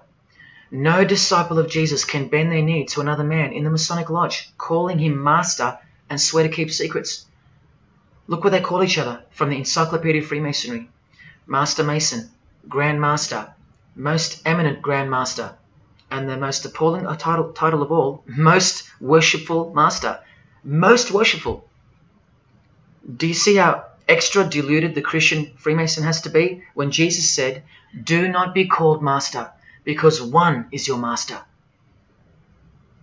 And what about all those oaths? Don't worry, Jesus covered that too. What I tell you is this: do not put yourself under oath at all, but let your yes mean yes and your no mean no. How's that for an idea?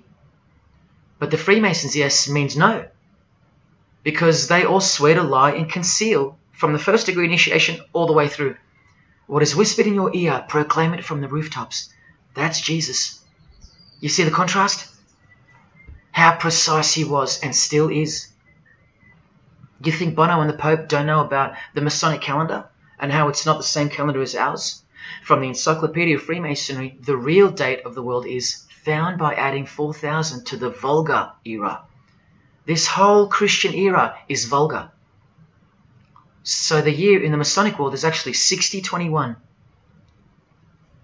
And this abbreviation is in French, the Vulgar era, beginning since the year of the Lord, since the year of Jesus Christ. That's how they feel about the current age, which is coming to a mind-blowing end by design.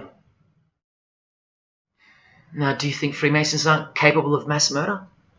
Well, Joseph Stalin murdered approximately 20 million people, and he was a Freemason, displaying the sign of the master of the second veil of Freemasonry.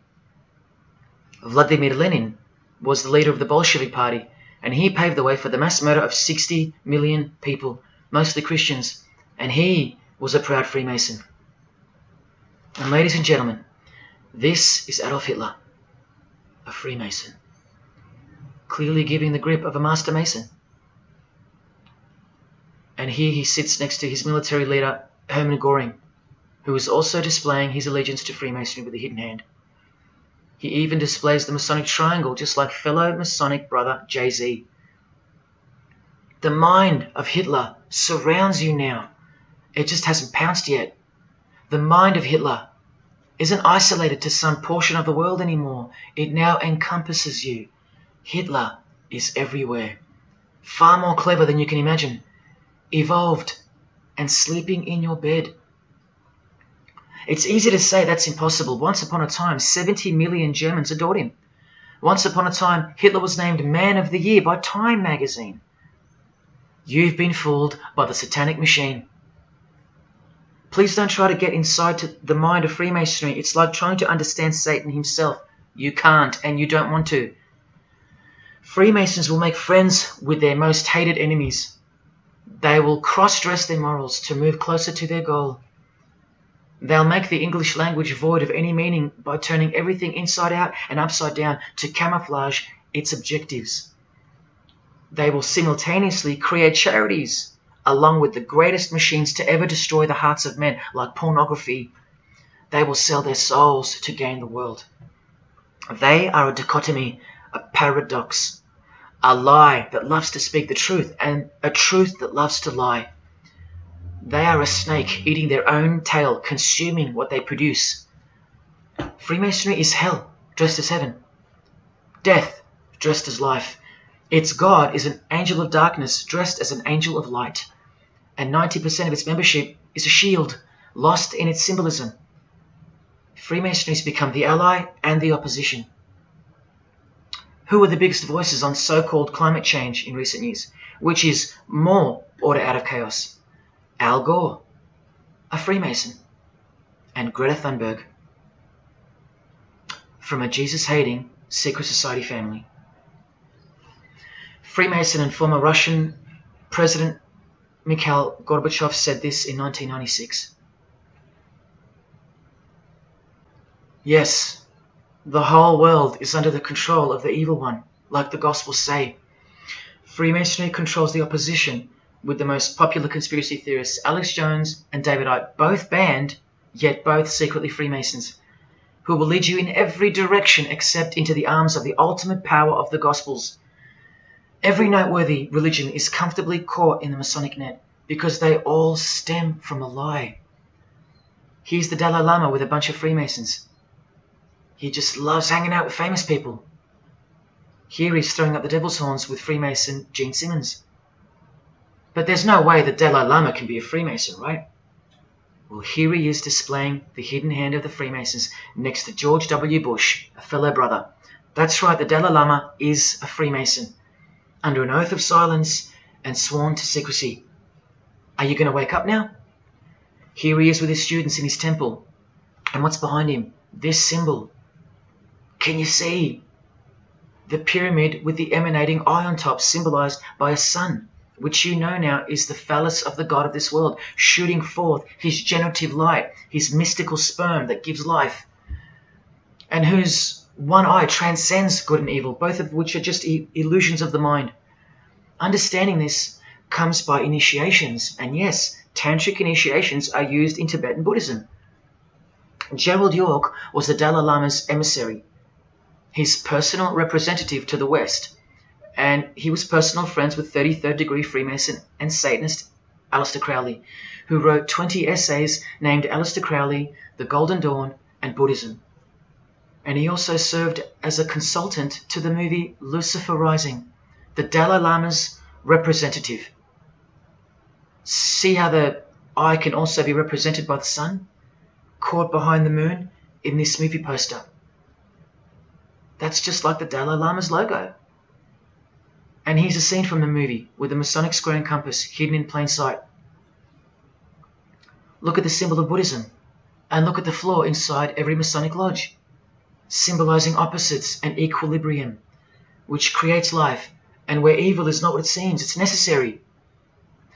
Why do you think the New Age author Christopher Hyatt, who writes that the Grand Vicar of Lord Lucifer is soon to be crowned Prime Minister of the world, notes in that same book his appreciation of Nietzsche, the man who states that the Christian is the sick animal man, the Zohar, which is witchcraft, and Buddha. These are the people he appreciates. Why does he lump Buddha into the same basket?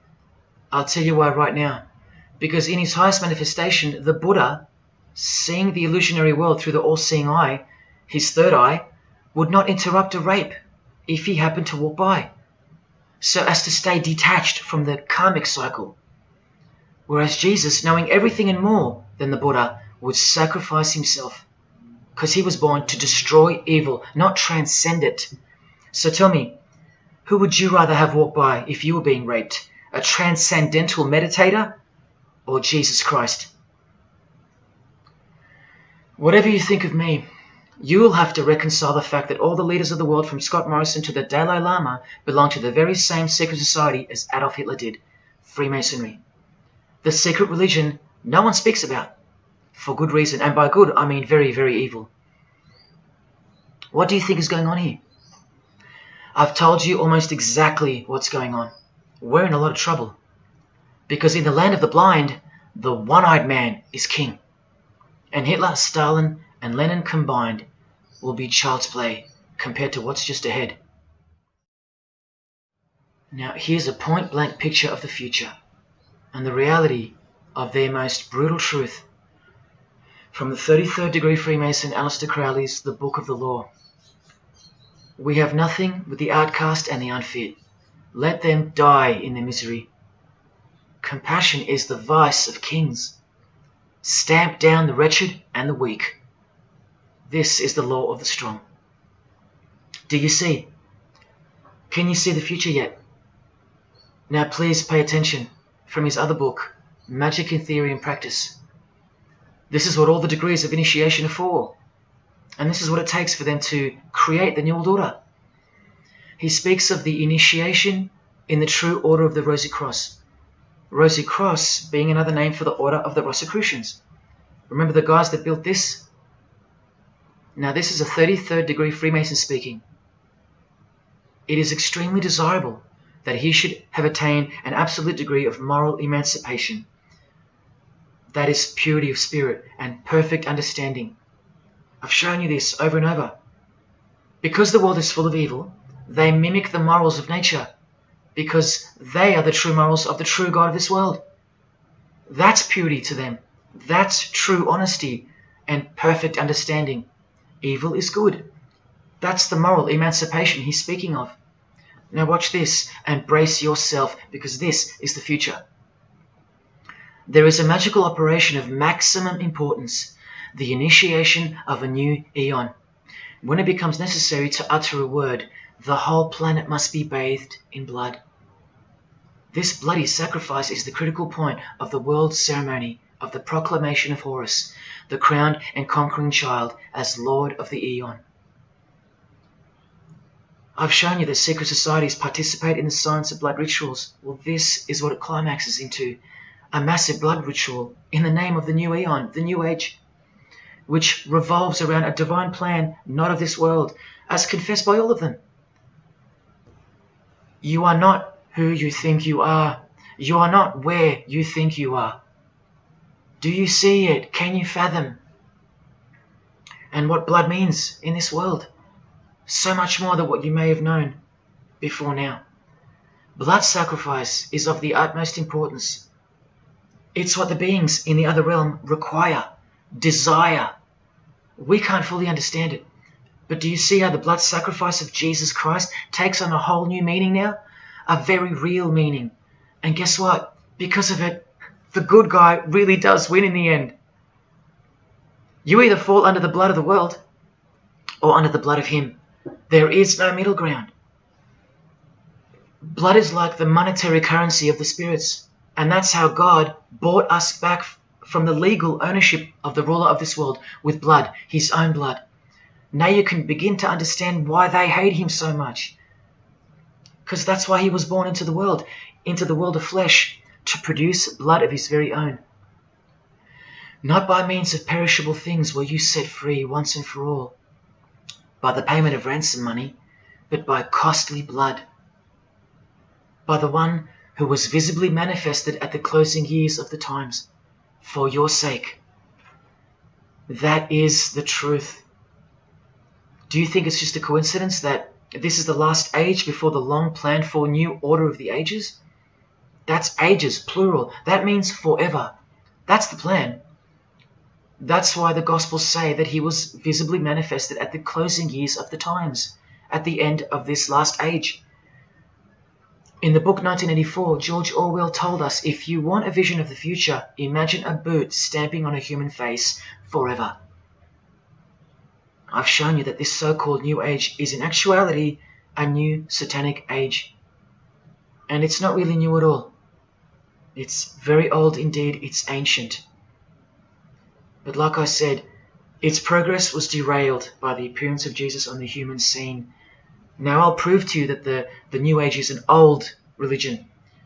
Novus Ordo Seclorum is part of a quotation taken from the Roman pagan philosopher Virgil's fourth eclogue, which was borrowed by him from the Sibylline records, which were ancient prophecies delivered by an oracle through witchcraft or divination. That's where the phrase Novus Ordo Seclorum comes from. Now look at what the full phrase actually says. A mighty order of ages is born anew. Both the prophetic virgin and Saturnian kingdoms now return. Now a new progeny is led down from the lofty heavens. Favour, chaste Lucina, the boy soon to be born, in whom the Iron Age shall come to an end, and the Golden One shall arise in the whole earth. We've just been told that the New Age is a Saturnian kingdom, which returns, so it's been here before. Next we see that a new progeny, meaning a new seed, a new race, there's that race again, is coming to earth. And that a boy will be born, who will bring the Iron Age, which is the age we're currently in, to an end. And that the Golden Age, the New Age about to begin, will again arise over the whole world. Now, what is the Saturnian kingdom? Well, for starters, this is a band called Saturnian Mist. And here on their front cover, we have a reference to magic. Then we see by the singer's shirt, they're Satanists. Then with his other shirt, we see the connection once again between the inverted pentagram of Satanism and the one eye of Freemasonry, the secret religion of the who's who of planet Earth. Freemason and Satanist Marilyn Manson has a song called Saturnalia, and on a satanic website on ritual offerings for demonic bindings, we find that Satan is Saturnian in nature. Here on the front page we see the inverted pentagram under the head of the Baphomet, and right next to it, a version of the square and compass of the Freemasons, of which a lodge is located near a suburb near you, no matter where on earth you live. The Satanic Church hidden in plain sight. Now let's go straight to the source so you can see for yourself the nature of the New Age Saturnian kingdom found in the full quote of the Freemasons' New World Order seal. From this book, which is a factual study of the single most influential occult organization in modern Germany, the Fraternitas Saturni, or the Brotherhood of Saturn. We learn of the path of the Saturnian initiate, which is outlined in detail with the meaning of all 33 grades, 33 degrees of Freemasonry. This is the very same thing, the same objectives. All secret societies work for the same goal because they all have the same spirit. The only difference between Freemasonry and this Saturnian fraternity is that your local Masonic lodges are veiled and camouflaged filtering systems for future Satanists, from which all influential figures of society are chosen, where the real religion begins at the 33rd degree. Whereas with orders like the Saturnian Brotherhood, there is no filtering system. As such, you're a student of Satanism from the first degree. That's why Satanism's takeover would have been impossible without international Freemasonry. The Saturnian teachings include sexual mysticism, sex magic, and Nietzschean Thelemism. Nietzsche, remember the guy who says that Christians and the mindset to help the weak makes up the sick animal man?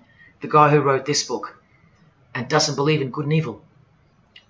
And Thelemism from 33rd degree Freemason, who says that in this book that to initiate the New Age, the whole world must be bathed in blood in a bloody sacrifice before man can accept the law of Thelema. Nietzschean Thelemism. That's what the New Age Saturnian kingdom, from which the Freemasons took this phrase from, actually looks like. This factual study on the Saturnian Brotherhood is filled with references to Lucifer, Satan, magic, sex magic, blood, sacrifice, the number 666 as mentioned by Jesus Christ himself, and of course, Freemasonry. The secret society that all of our politicians and entertainers belong to. And what's the demonic sigil for Saturn? The Masonic square and compass. Are you going to snap out of it now? When you see a beautiful sunrise and smell the fresh air, or hear a great song, or see a great movie, are you going to forget where you really are? When you hear people using Jesus Christ's holy name as a cuss word, are you going to forget where this phenomenon really came from and why it's taking place? Now that you've seen how actual and bona fide the reality of 666 is from their own mouths and symbols, let me show you where else it's revealed. Do you see these Roman numeral numbers down here? They add up to 1776, the year that America officially became the country we know of today. And also the year of the birth of another secret society, which was absorbed into Freemasonry after it was banned in 1785. But look, the base numbers. M is 1,000, C is 100, and X is 10. All you have to do is subtract the base numbers. 1776 minus 1,000 minus 100 minus 10. Or simply remove the Roman numerals which represent the base numbers. No, I'm not playing tricks on you. Neither are your eyes. But someone else is. Now that you've seen the prevalence and seriousness of this horrid number, now that you've seen what you've seen, I can show you where else it appears. this figure is represented by the numbers. To make this work, they had to remove the number 1 altogether and separate the 2. Of course, we'd be too dumb to pick up on it. But 789 minus 456 is this, multiplied by this lonesome 2. That's right. This dark and mysterious figure is none other than the long-anticipated Antichrist, the ruler of the Saturnian kingdom, which is on its way. And Australia has been steeped up to its neck in secret societies since the early 1900s. World Economic Forum logo, with this slash through the O's, is of course representative of the number of the ruler of the New Age, 666. The barcode is the primitive version of the worldwide system that Jesus predicted would revolve around the number of the beast. And as you can see, the base of every single barcode in all the world is 666. No matter if the lines are on the ends and in the middle are elongated or not. I found that out from the horse's mouth in an interview with the man who was commissioned by IBM to come up with a new way to automate data collection. There are in fact 3 6s in the Google logo, which comes from this occult symbol. Coincidence? And he found in a Masonic lodge the square and compass symbol appears in the middle of a hexagram, which is a symbol used in the royal art of Freemasonry, Witchcraft, as shown in this book. Well, among other things, the hexagram itself can be broken down to quite clearly represent 666. This is a Masonic square and compass designed by the Manal Masonic Lodge, symbolizing world unity. Up the top you find the logo of the United Nations. Well, there are 33 segments in the UN logo, symbolizing the 33 degrees of Freemasonry. See this crop circle here with the Masonic eye on top of the pyramid? I know nothing about crop circles and the phenomenon of them, but I know how many rays are coming off the eye. 33. 33 degrees of Freemasonry. Don't forget that the highest authority of Freemasonry already admitted to be the designers of the pyramidal seal in a 1962 edition of their magazine, The New Age. I've shown you how the inverted pentagram makes for the spelling of the word Mason in the same seal. Well, that same pentagram with the elongated top horns appears here in a European Union logo. An inverted satanic pentagram right in front of our eyes. Here's the European Union building architecturally mimicking the Tower of Babel. That was the very same tower that the God of the Bible destroyed thousands of years ago, according to the Bible, when Nimrod, one of the admitted founders of the original craft of Freemasonry, tried to unite the world under one world government. So this logo and this building design is a clear statement to the God who intervened the first attempt at a world government. This is England's Secret Service logo for MI5 with the word intelligence being symbolized by the eye of Lucifer, who was viewed as the most intelligent entity in existence by the secret societies. And this is the symbol for the Information Awareness Office. You know exactly who's in control, and now you know exactly what they want, and they will get it.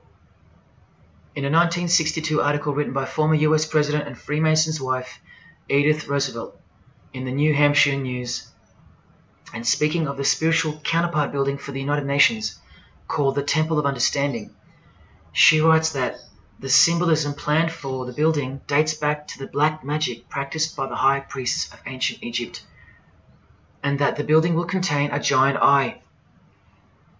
You don't have to wonder why now, because you know why. This clothing designer is fully aware that the one-eye symbol is synonymous with Satan and a hatred of Jesus.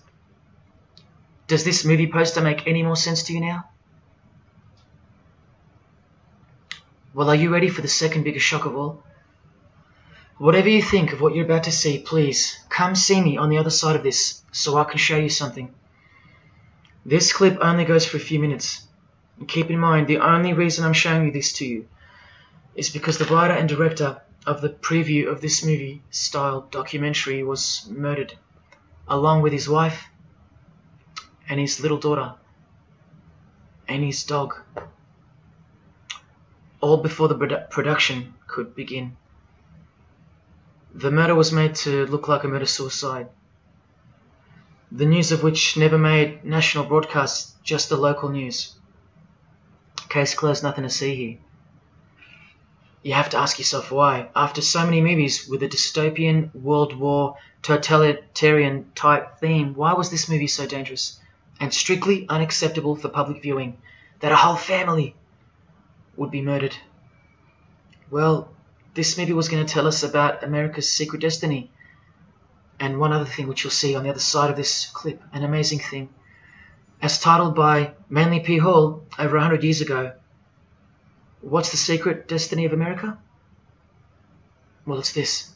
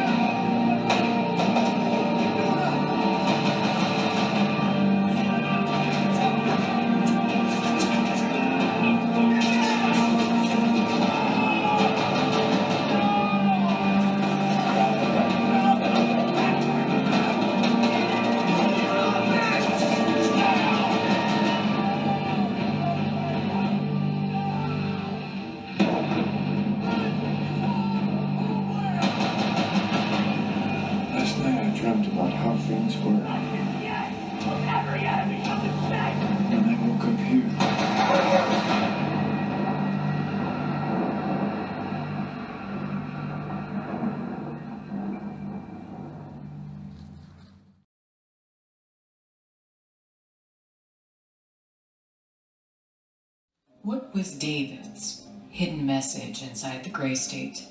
And could it be the reason for his death? Perhaps the scariest part of Grey State's conceptual trailer is this character here, who appears to be operating a guillotine. David Crowley was very intentional in this frame of the movie. He added something that I believe he wanted the people to know about. Who is the identity of this executioner? If you look closely, you will see that this terrifying character is wearing something around his waist. It appears to look like an apron. The executioner wears a Freemason apron, complete with the all-seeing eye, the compass, and the two pillars. I do believe David Crowley is trying to tell us something. He is telling us that the organization behind the French and American revolutions, the organization behind the Italian Revolution of 1830, the organization that outlined a plan to overtake the Vatican in a document called the Alta Vendita, the organization behind the Trail of Tears and the deaths of thousands of Native Americans under Freemason Grandmaster Andrew Jackson, the organization behind the Ku Klux Klan in the United States post-Civil War and its rebirth in 1915, the organization behind Hiroshima and Nagasaki during 33rd degree Freemason Harry Truman's presidency. These are men with a radical revolutionary agenda throughout the entire world because they worship and follow a radical revolutionary deity. The first to have led a revolt against the Most High Lord.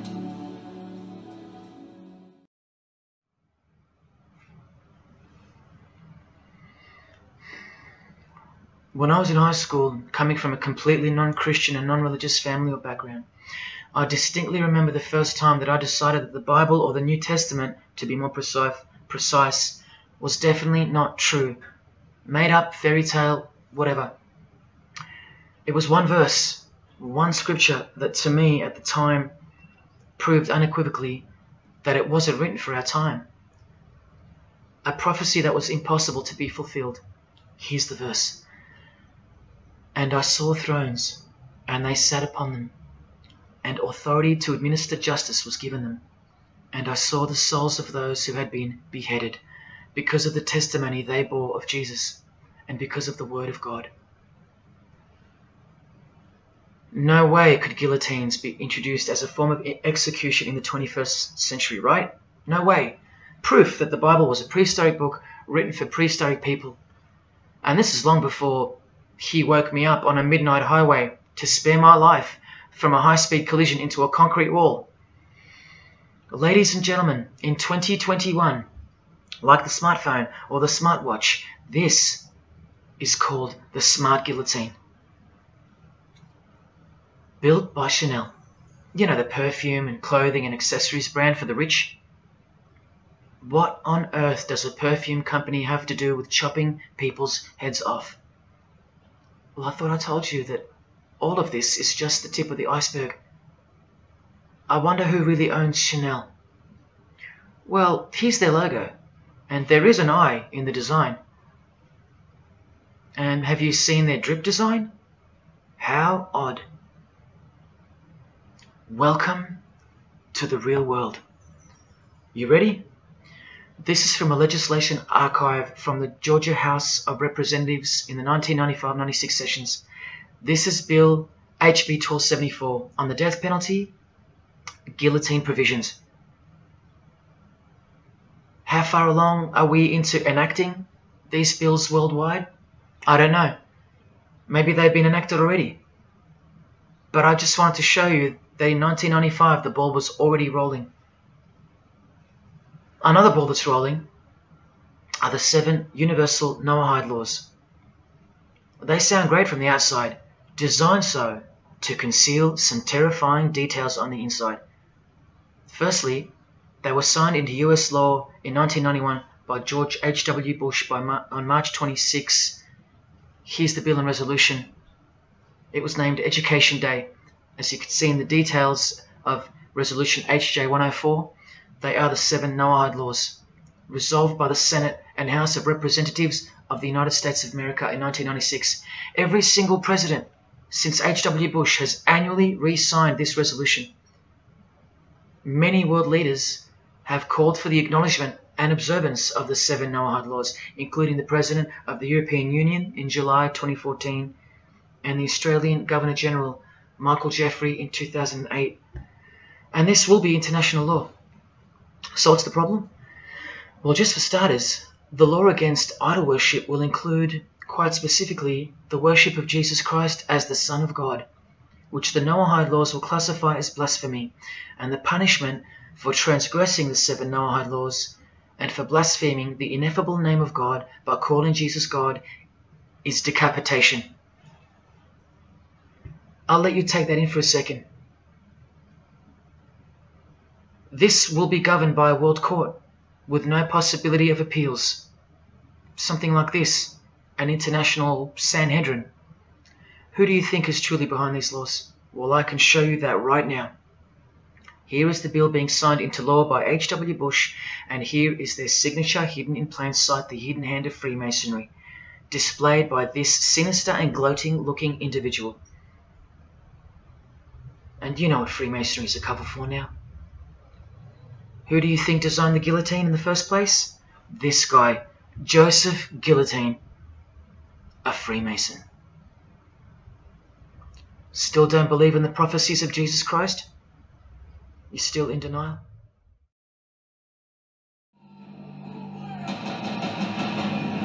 Last night I dreamt about how things were. And I woke up here.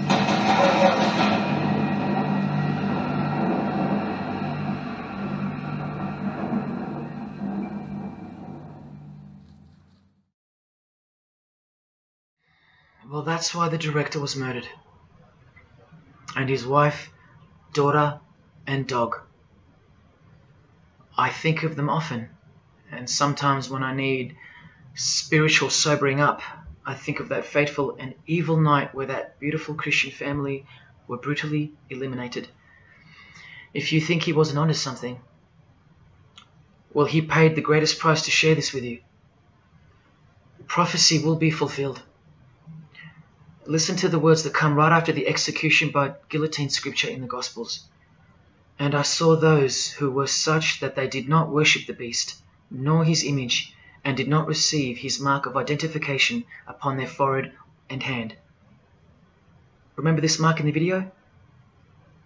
I'm not saying that the director knew what the mark would be, but based on the symbology, he knew who would be behind it. Look at the triangular symbol of the Freemasons. The Masonic triangle around the eye, and the Brotherhood of Satan. Now look at the front cover of the book written by New Age author Maurice Nicoll. The mark. Same symbol. Identical to the symbol used by J.K. Rowling, who said its design was inspired by the Freemasons. Who has this tattoo, which represents the Baphomet. Well, Solve Coagula is the process in which they will bring this New World system to life. It's identical to the Masonic motto of order out of chaos.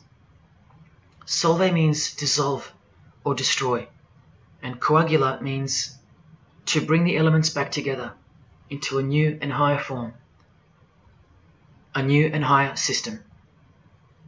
Jesus described it as the beast system, and one way or another, we will be marked as a form of identification in order to participate. But first, chaos must ensue. A deep Masonic truth, which is mostly true anyway, is that destruction precedes construction. It's like having to destroy a tree in order to create a table. The same principle applies to creating the New Age. That's why I know that the process which involves the creation of a new system must involve the destruction of this one. Now, this is the last referenced work I'm going to use to show you who will be the head of that system, that one world government. A book by David Spangler, considered as one of the founding fathers of the modern New Age. He also has an intimate relationship with the United Nations, as shown in a 1975 document which was uploaded to the UN archives in 2006. Please pause to confirm that, where you can find his name listed under the Board of Directors for the Planetary Citizens Group. In his book, Reflections on the Christ, David Spangler, remember, one of the founding fathers of the New Age, and a member of the Board of Directors in a United Nations sanctioned program, repeatedly upholds and honors the entity known as Lucifer. He tells us all about what is required to step into the New Age. Well, mainly, what's required is a new understanding of the angel Lucifer. He writes that when this great project of evolution began, man went forth as consciousness to learn his divinity, and Lucifer went with him. It is important to see that Lucifer, described as an angel, a being, a great and mighty planetary consciousness. He says that, just like in Halloween and trick or treat, if the person offers a treat to Lucifer who knocks on his door, And the person says to Lucifer, "Come in, and I will give to you the treat of my love and understanding, and I will uplift you in the light and presence of the Christ." Christ meaning my outflow. Then Lucifer becomes that being who carries the ultimate treat, the light of wisdom. Lucifer represents experience. Lucifer is literally the angel of experience. The Luciferic element becomes the true revealer of light, the angel of light. The light that reveals to us the path to the Christ comes from Lucifer. The Christ that he refers to obviously is the Antichrist spirit, who will eventually manifest on earth as one man. But for some odd reason on page 60 he feels compelled to clarify that he was only joking once when he said maybe to enter the New Age we all need to take a Luciferic initiation. Well, that's definitely no joke.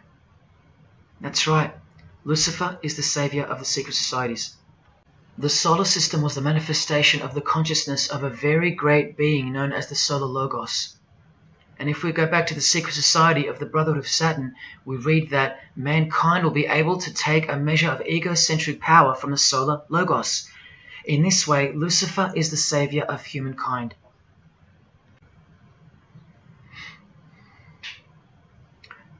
Do you see who you're dealing with? These are the people above you, the rich, powerful, influential, overflowing in all areas of those who are steering society, and they're about to reach their destination. Who showed you? Who told you? Who warned you? Jesus Christ did. Oh, those pesky Christians. In the animation Flushed Away, the villain Toad conspires to genocide all the rats in the sewer world and replace them with a superior species, a new species. No one is aware except for this one rat who's briefly seen in the beginning.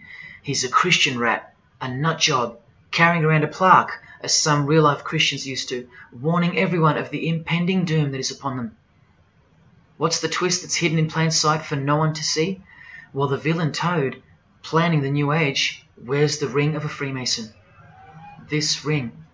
And he wears it exactly on the finger that a Master Mason should.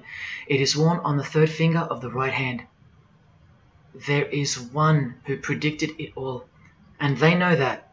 That's why he's been so thoroughly discredited, or so it seems. Yes, the nutjob Christian was right all along. Remember one last thing before I close. From Masonic New Age author Christopher Hyatt, who spoke of the well-planned-for and long-awaited invocation of the Prime Minister of the world, when he wrote in his book, "A massive truth that I wish with all my being that you would grasp. Both satanic cults and Christian fundamentalists are closer to seeing the truth than most normal people. The world has always been at war, a spiritual war from the beginning. And if you don't know it, then you're losing the battle.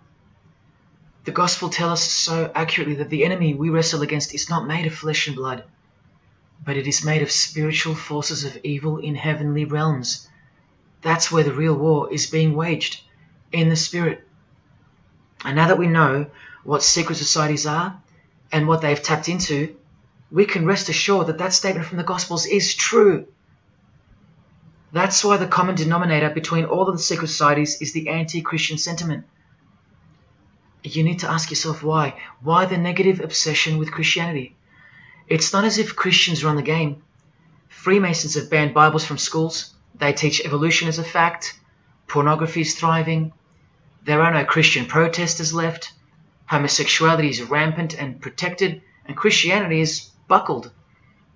Which church preaches against Freemasonry?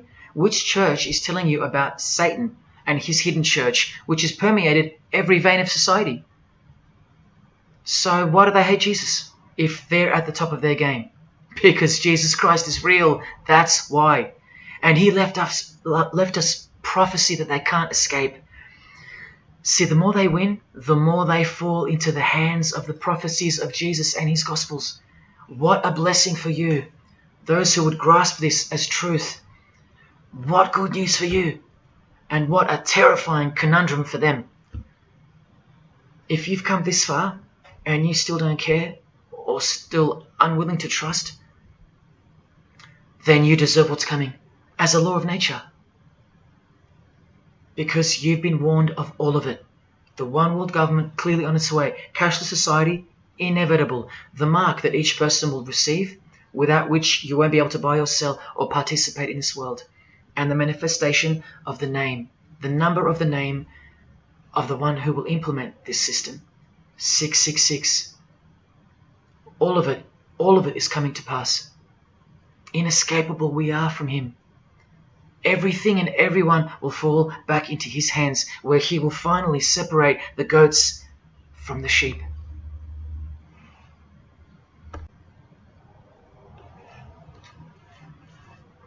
Now watch the Bible destroy Freemasonry like no other book in 2 minutes. Regarding their lodges and obelisks, their heart is faithless. Now they must bear their guilt. The Lord will break down their altars and destroy their sacred obelisks. And speaking of the bloodline that gave birth to Jesus, God says, "You shall not set up for yourselves a sacred pillar, which the Lord God hates." See what you're up against, Freemasonry? While Freemasonry meets and speaks in darkness and secret, Jesus said, "I have spoken openly for all the world to hear, and in secret I've said nothing." Freemasons are known as builders. Well, the stone which the builders rejected has become the cornerstone. Everyone who falls on that stone will be dashed to pieces. Anyone on whom it falls will be crushed. Every Masonic lodge is built so that all the members face the east. Who are these men with their backs toward the temple, facing the east and worshipping the sun? It is detestable. Freemasonry does evil in secret with their hidden hand, but they blow a trumpet over the hand that does good. But Jesus says, "When you give to the needy, do not let your left hand know what your right is doing. Your good deed must be in secret, and your Father who sees what is done in secret will reward you." You can't become a Mason if you're broke, blind, maimed, or have a criminal record. Jesus said, "But when you give a banquet, invite the poor, the crippled, the lame, the blind." Freemasonry takes pride in its secret rituals and is hungry to rule the world. The Gospels say that their destiny is destruction. They make appetite their God. They take pride in what should bring shame. Their minds are set on earthly things. Freemasonry believes that the light is but darkness visible. The Bible says, "Woe to those who call evil good and good evil, who put darkness for light." And Jesus further said, "If therefore the light which is in you be darkness, how great a darkness that would be." Freemasons spend their whole lives taking gruesome oaths of secrecy. Jesus said, "But above all things, my brethren, stop the practice of putting yourselves under oath." Freemasonry is built upon a hierarchical system, a pyramidal system. Jesus said, "For everyone who exalts themselves will be humbled, and whoever humbles themselves will be exalted." We could go on and on, but we're going to end on this one.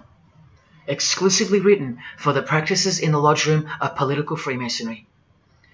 A troublemaker and a villain, who goes about with a corrupt mouth, who winks with his eye, signals with his feet, and teaches with his fingers, who plots evil with deceit in his heart. He always stirs up conflict. Therefore the disaster will overtake him. He will suddenly be destroyed. That is Freemasonry through and through. And apart from the man in the mirror, prior to your baptism of the Holy Spirit, Freemasonry is the villain. They do go about with a corrupt mouth as they are sworn to secrecy. They do proverbially wink with the eye, making the one eye. They most certainly signal with their feet and teach with their hands and fingers. In the lodge, I can vouch. And they do plot evil, stir up conflict, in order to further their goal of the New Age and the New World Order, the greatest conflict being up ahead. But thank God Almighty above, the verse also tells us that disaster will overtake them, and they will be destroyed. One frightful and glorious day, you can count on that. Because the only thing you can count on in this world, more than death, more than taxes, is the Son of God.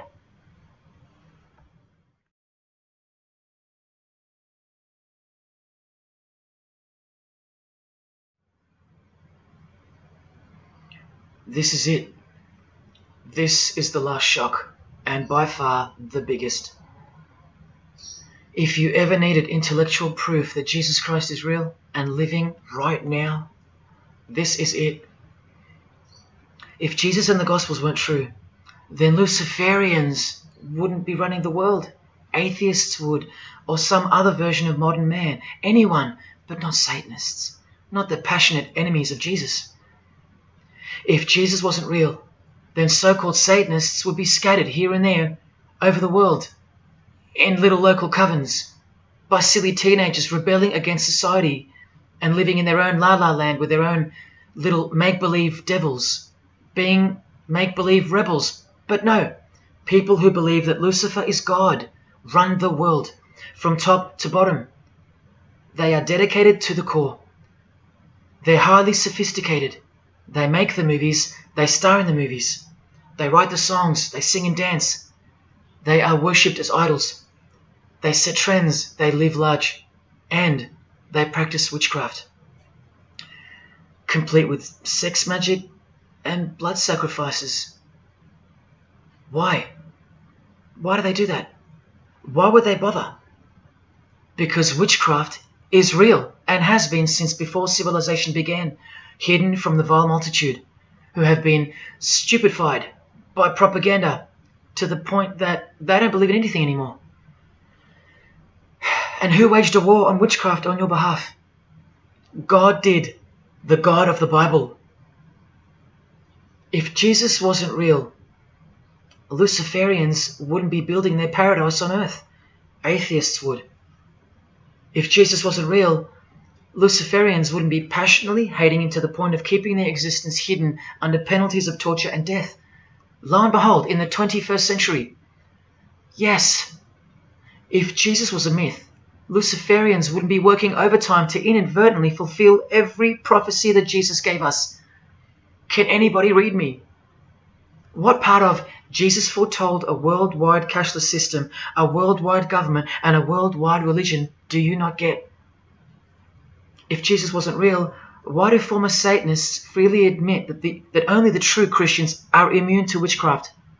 They have no power over the disciples of Jesus. How is that possible? And what about this one that's been going around?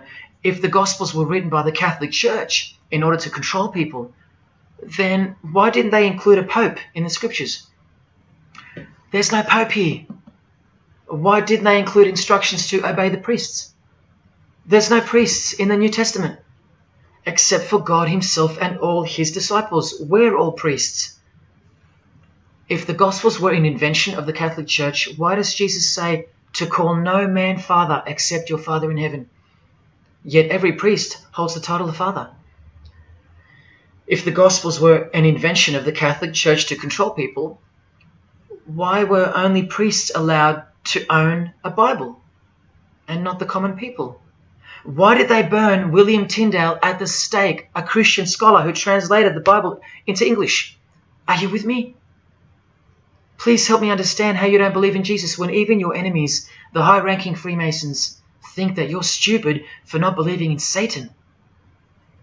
There was the first shock, which was the fact that an international secret society exists at all, and that all people in power, prominence, celebrities, they're members of it. That was the first shock.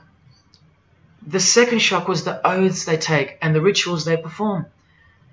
Decapitated heads, brains exposed to the sun, drinking wine from human beings' skulls, all done by the people you respect the most. Pretty shocking if you have any brains left in your skull and heart left in your ribcage. The third shock was the reason they took the oaths and performed the rituals. And that reason is that the secret society they all belong to is in fact Satanism.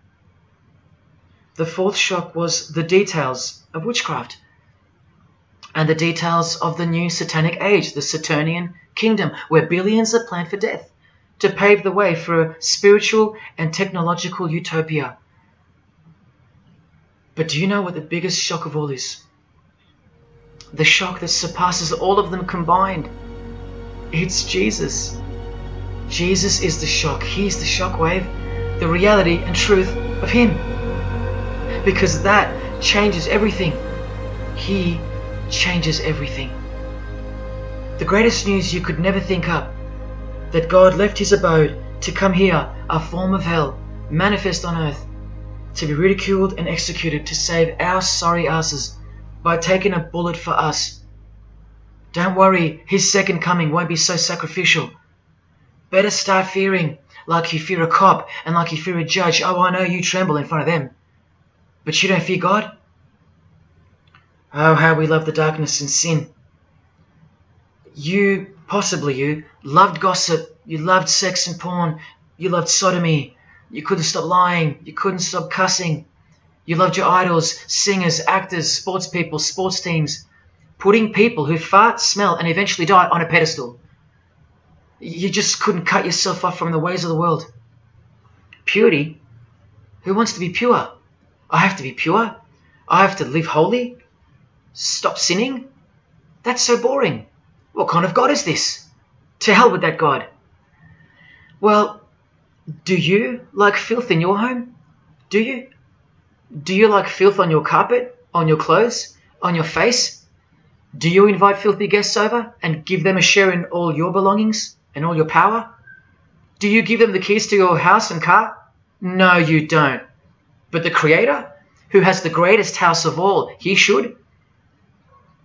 We can barely earn $1,000 a week, and we don't give that away to anyone. But now God should share his wealth with you, the unclean, the unrepentant. Is it too much to ask your filthy guests to clean up before they enter? To watch their mouths, to control their willy? Is that too much to ask? Oh, but if God was real, what about all the children that die? What about them? What are you doing about them? Are you still stuck on which phone you're going to upgrade to or what's for dinner? Why don't you leave your abode, your luxuries and your loved ones and risk it all to go save some children yourself? Oh, but what about all those who've never heard of Jesus? Let me ask you, what's your excuse? I know they have one, but what's yours? You've heard of him. Every morning you wake up and look at the calendar is a testament to his name, because it's 2021 in Australia, it's 2021 in Brazil, it's 2021 in China, it's 2021 in every single country in the world. So let me ask you, 2021 years since what? Like I said, just waking up in the morning and knowing what day it is a testament to him. But if God was real, why wouldn't he just show himself? Show himself to who? To you? You can't even get on your knees and repent. You can't even hate sin and scream out to him. So why would he? How do I get the girl if I don't ask her out? And if I do, maybe she rejects me the first time and the second. How bad do I want her? How hard will I try? Most haven't even knocked on his door. Well, I did. I just kept knocking and knocking, and then I started banging and banging. I refused to leave his porch. I lay there like a hungry puppy.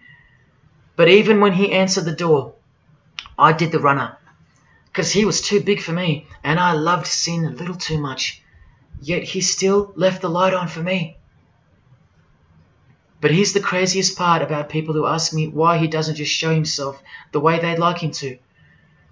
Their hearts have been so hardened that even if he did appear to them, in 2 weeks they would go back to being their old self, and he knows that. That's why. They might even forget it ever happened. Oh, that was just a crazy day. That was probably all in my head. Oh, how we love to make excuses. But if God was real, what about all the other gods? What other gods? Did Buddha perform a miracle for you? Did he affect a plethora of witnesses? Were his followers stoned to death, sawn in half, eaten alive? Did historians of his era leave any trace of him? Did he prophesy all the kingdoms that would appear on earth, and in what order? Did he foretell of worldwide floods, of enemies that would despise his followers, use his name as a cuss word, and eventually attempt to set up a world kingdom? Did his appearance change the calendar from one end of the world to the other, and predict that his appearance would in fact change the calendar? What did the Prophet Muhammad do for you? Apart from stealing Jesus from billions of people and corrupting the Gospels, did he dedicate his entire life to sinlessness? Did he remain celibate so that his blood could make a difference in the hidden realm? By the science of sacrifice, which is practiced in secret every day, in order to shield your very soul? No, he didn't. Instead, he had 11 wives. One of them was 9 years old, and he lived like a king, while the real king lived like a slave, and died like one too, and washed the feet of his disciples, while demons trembled at his name and presence, and still do. And let's not even bother with the other pagan gods, Osiris, Odin, Vishnu, all inventions of fertility cults that worship the sun, sex, genitals, death, destruction, agricultural religions. Did anyone else apart from Jesus Christ ever say the words, I am the truth? Have those words even ever come out of someone's mouth? I've heard of, I know the truth, I have the truth, but I am the truth? That doesn't even make sense. Unless truth itself was once upon a time born on earth as a man. Well, of course he's the truth. Where are all the heart-wrenching, knee-buckling testimonies about the indescribable power of this Holy Spirit, which comes in to sweep you off your feet and drown you in its tides, changing you forever? Where are all those testimonies? I'll tell you where they are. In the Christian column. That's where. Oh yeah, you'll get them here and there in every genre, but Christian testimonies simply outclips the rest. Where are all the life-changing, electrifying Hindu testimonies? The Muslim testimonies? A Muslim, Buddhist, or a Jew on the street corner, or from the proverbial rooftops, shouting the truth for all to hear, no matter the cost, because they love us that much, because he loves us that much? Where are they? And Freemason testimonies? Have you even heard of one of those? Satanic testimonies? You ever heard of one of those?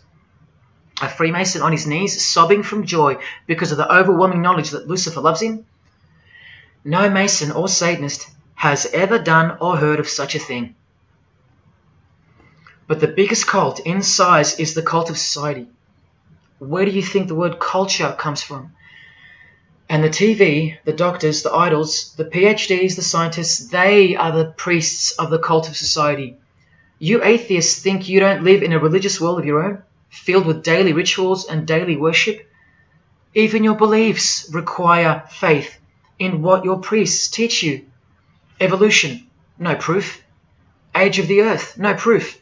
Distance of the sun, all faith-based on what you are told by strangers. You can see the rings of Saturn with your telescopes, but you can't see the buggy on the moon that was left behind in 1969, yet you still believe, because you have faith. Don't you worry, no matter who you are, you live in a religious world, because life is religion. And if you're still in the I'm not religious category, think again. You all worship something or someone, and your religion is futile. But for you, for the one, whoever you are, remember the advantage that evil has over good. A little good doesn't destroy evil, but a little bit of evil destroys all good. See this glass of water? One single drop of poison is enough to render the whole lot useless or deadly. That means that 99% of the goodness and purity of that water amounts to nothing, all because of one single drop. The whole glass is evil. And so it is with the human soul. You better believe it. Does anyone go out with a stain on their face or on their shirt? You think the soul can't be stained? Think about it. Just one lie makes you a liar. So you can't go where life is, stained with death? Now, in case someone thinks I'm playing the high and mighty role, I tell you this. I used to be a liar. I used to be a pervert. I used to be a drunkard. I used to smoke all kinds of poison. I used to have angry outbursts, use a filthy mouth, indulge in filthy humour. I used to. Past tense. But no more. He finally summoned me. He called my name for the last time. He took my dog, then my music. He took my band, broke it all, and broke me, flooded me clean. He sent for me. He woke me up from a deep sleep. on a high-speed midnight highway with a whisper, an actual whisper in my ear, and only meters between me and a concrete wall with my name on it, because he knew I had it in me. I had it in me to lay it all down, risk everything, so I can take a stand for him, for the Gospels, and for you. Well, this is me taking a stand. Brothers and sisters, I did all this for just one person, and I'll be hated and mocked and worse maybe, so that that one, whoever you may be, will wage war on sin and believe. Don't let even one drop in. No matter what the distractions this evil world may place in your path, in order to bury itself and its poison in your heart, where it will take root and overpower the 99% goodness in you. Just like only a few find success in this world, even fewer will find the kingdom. It's far more difficult than winning X Factor, or making $1 billion, or reaching a 33rd degree of a secret society. It's as difficult as loving your greatest enemy. And that's just about impossible. But if you can figure out how to do that, then you've found the road to life. And I hope to see you soon. God love. Jesus wins.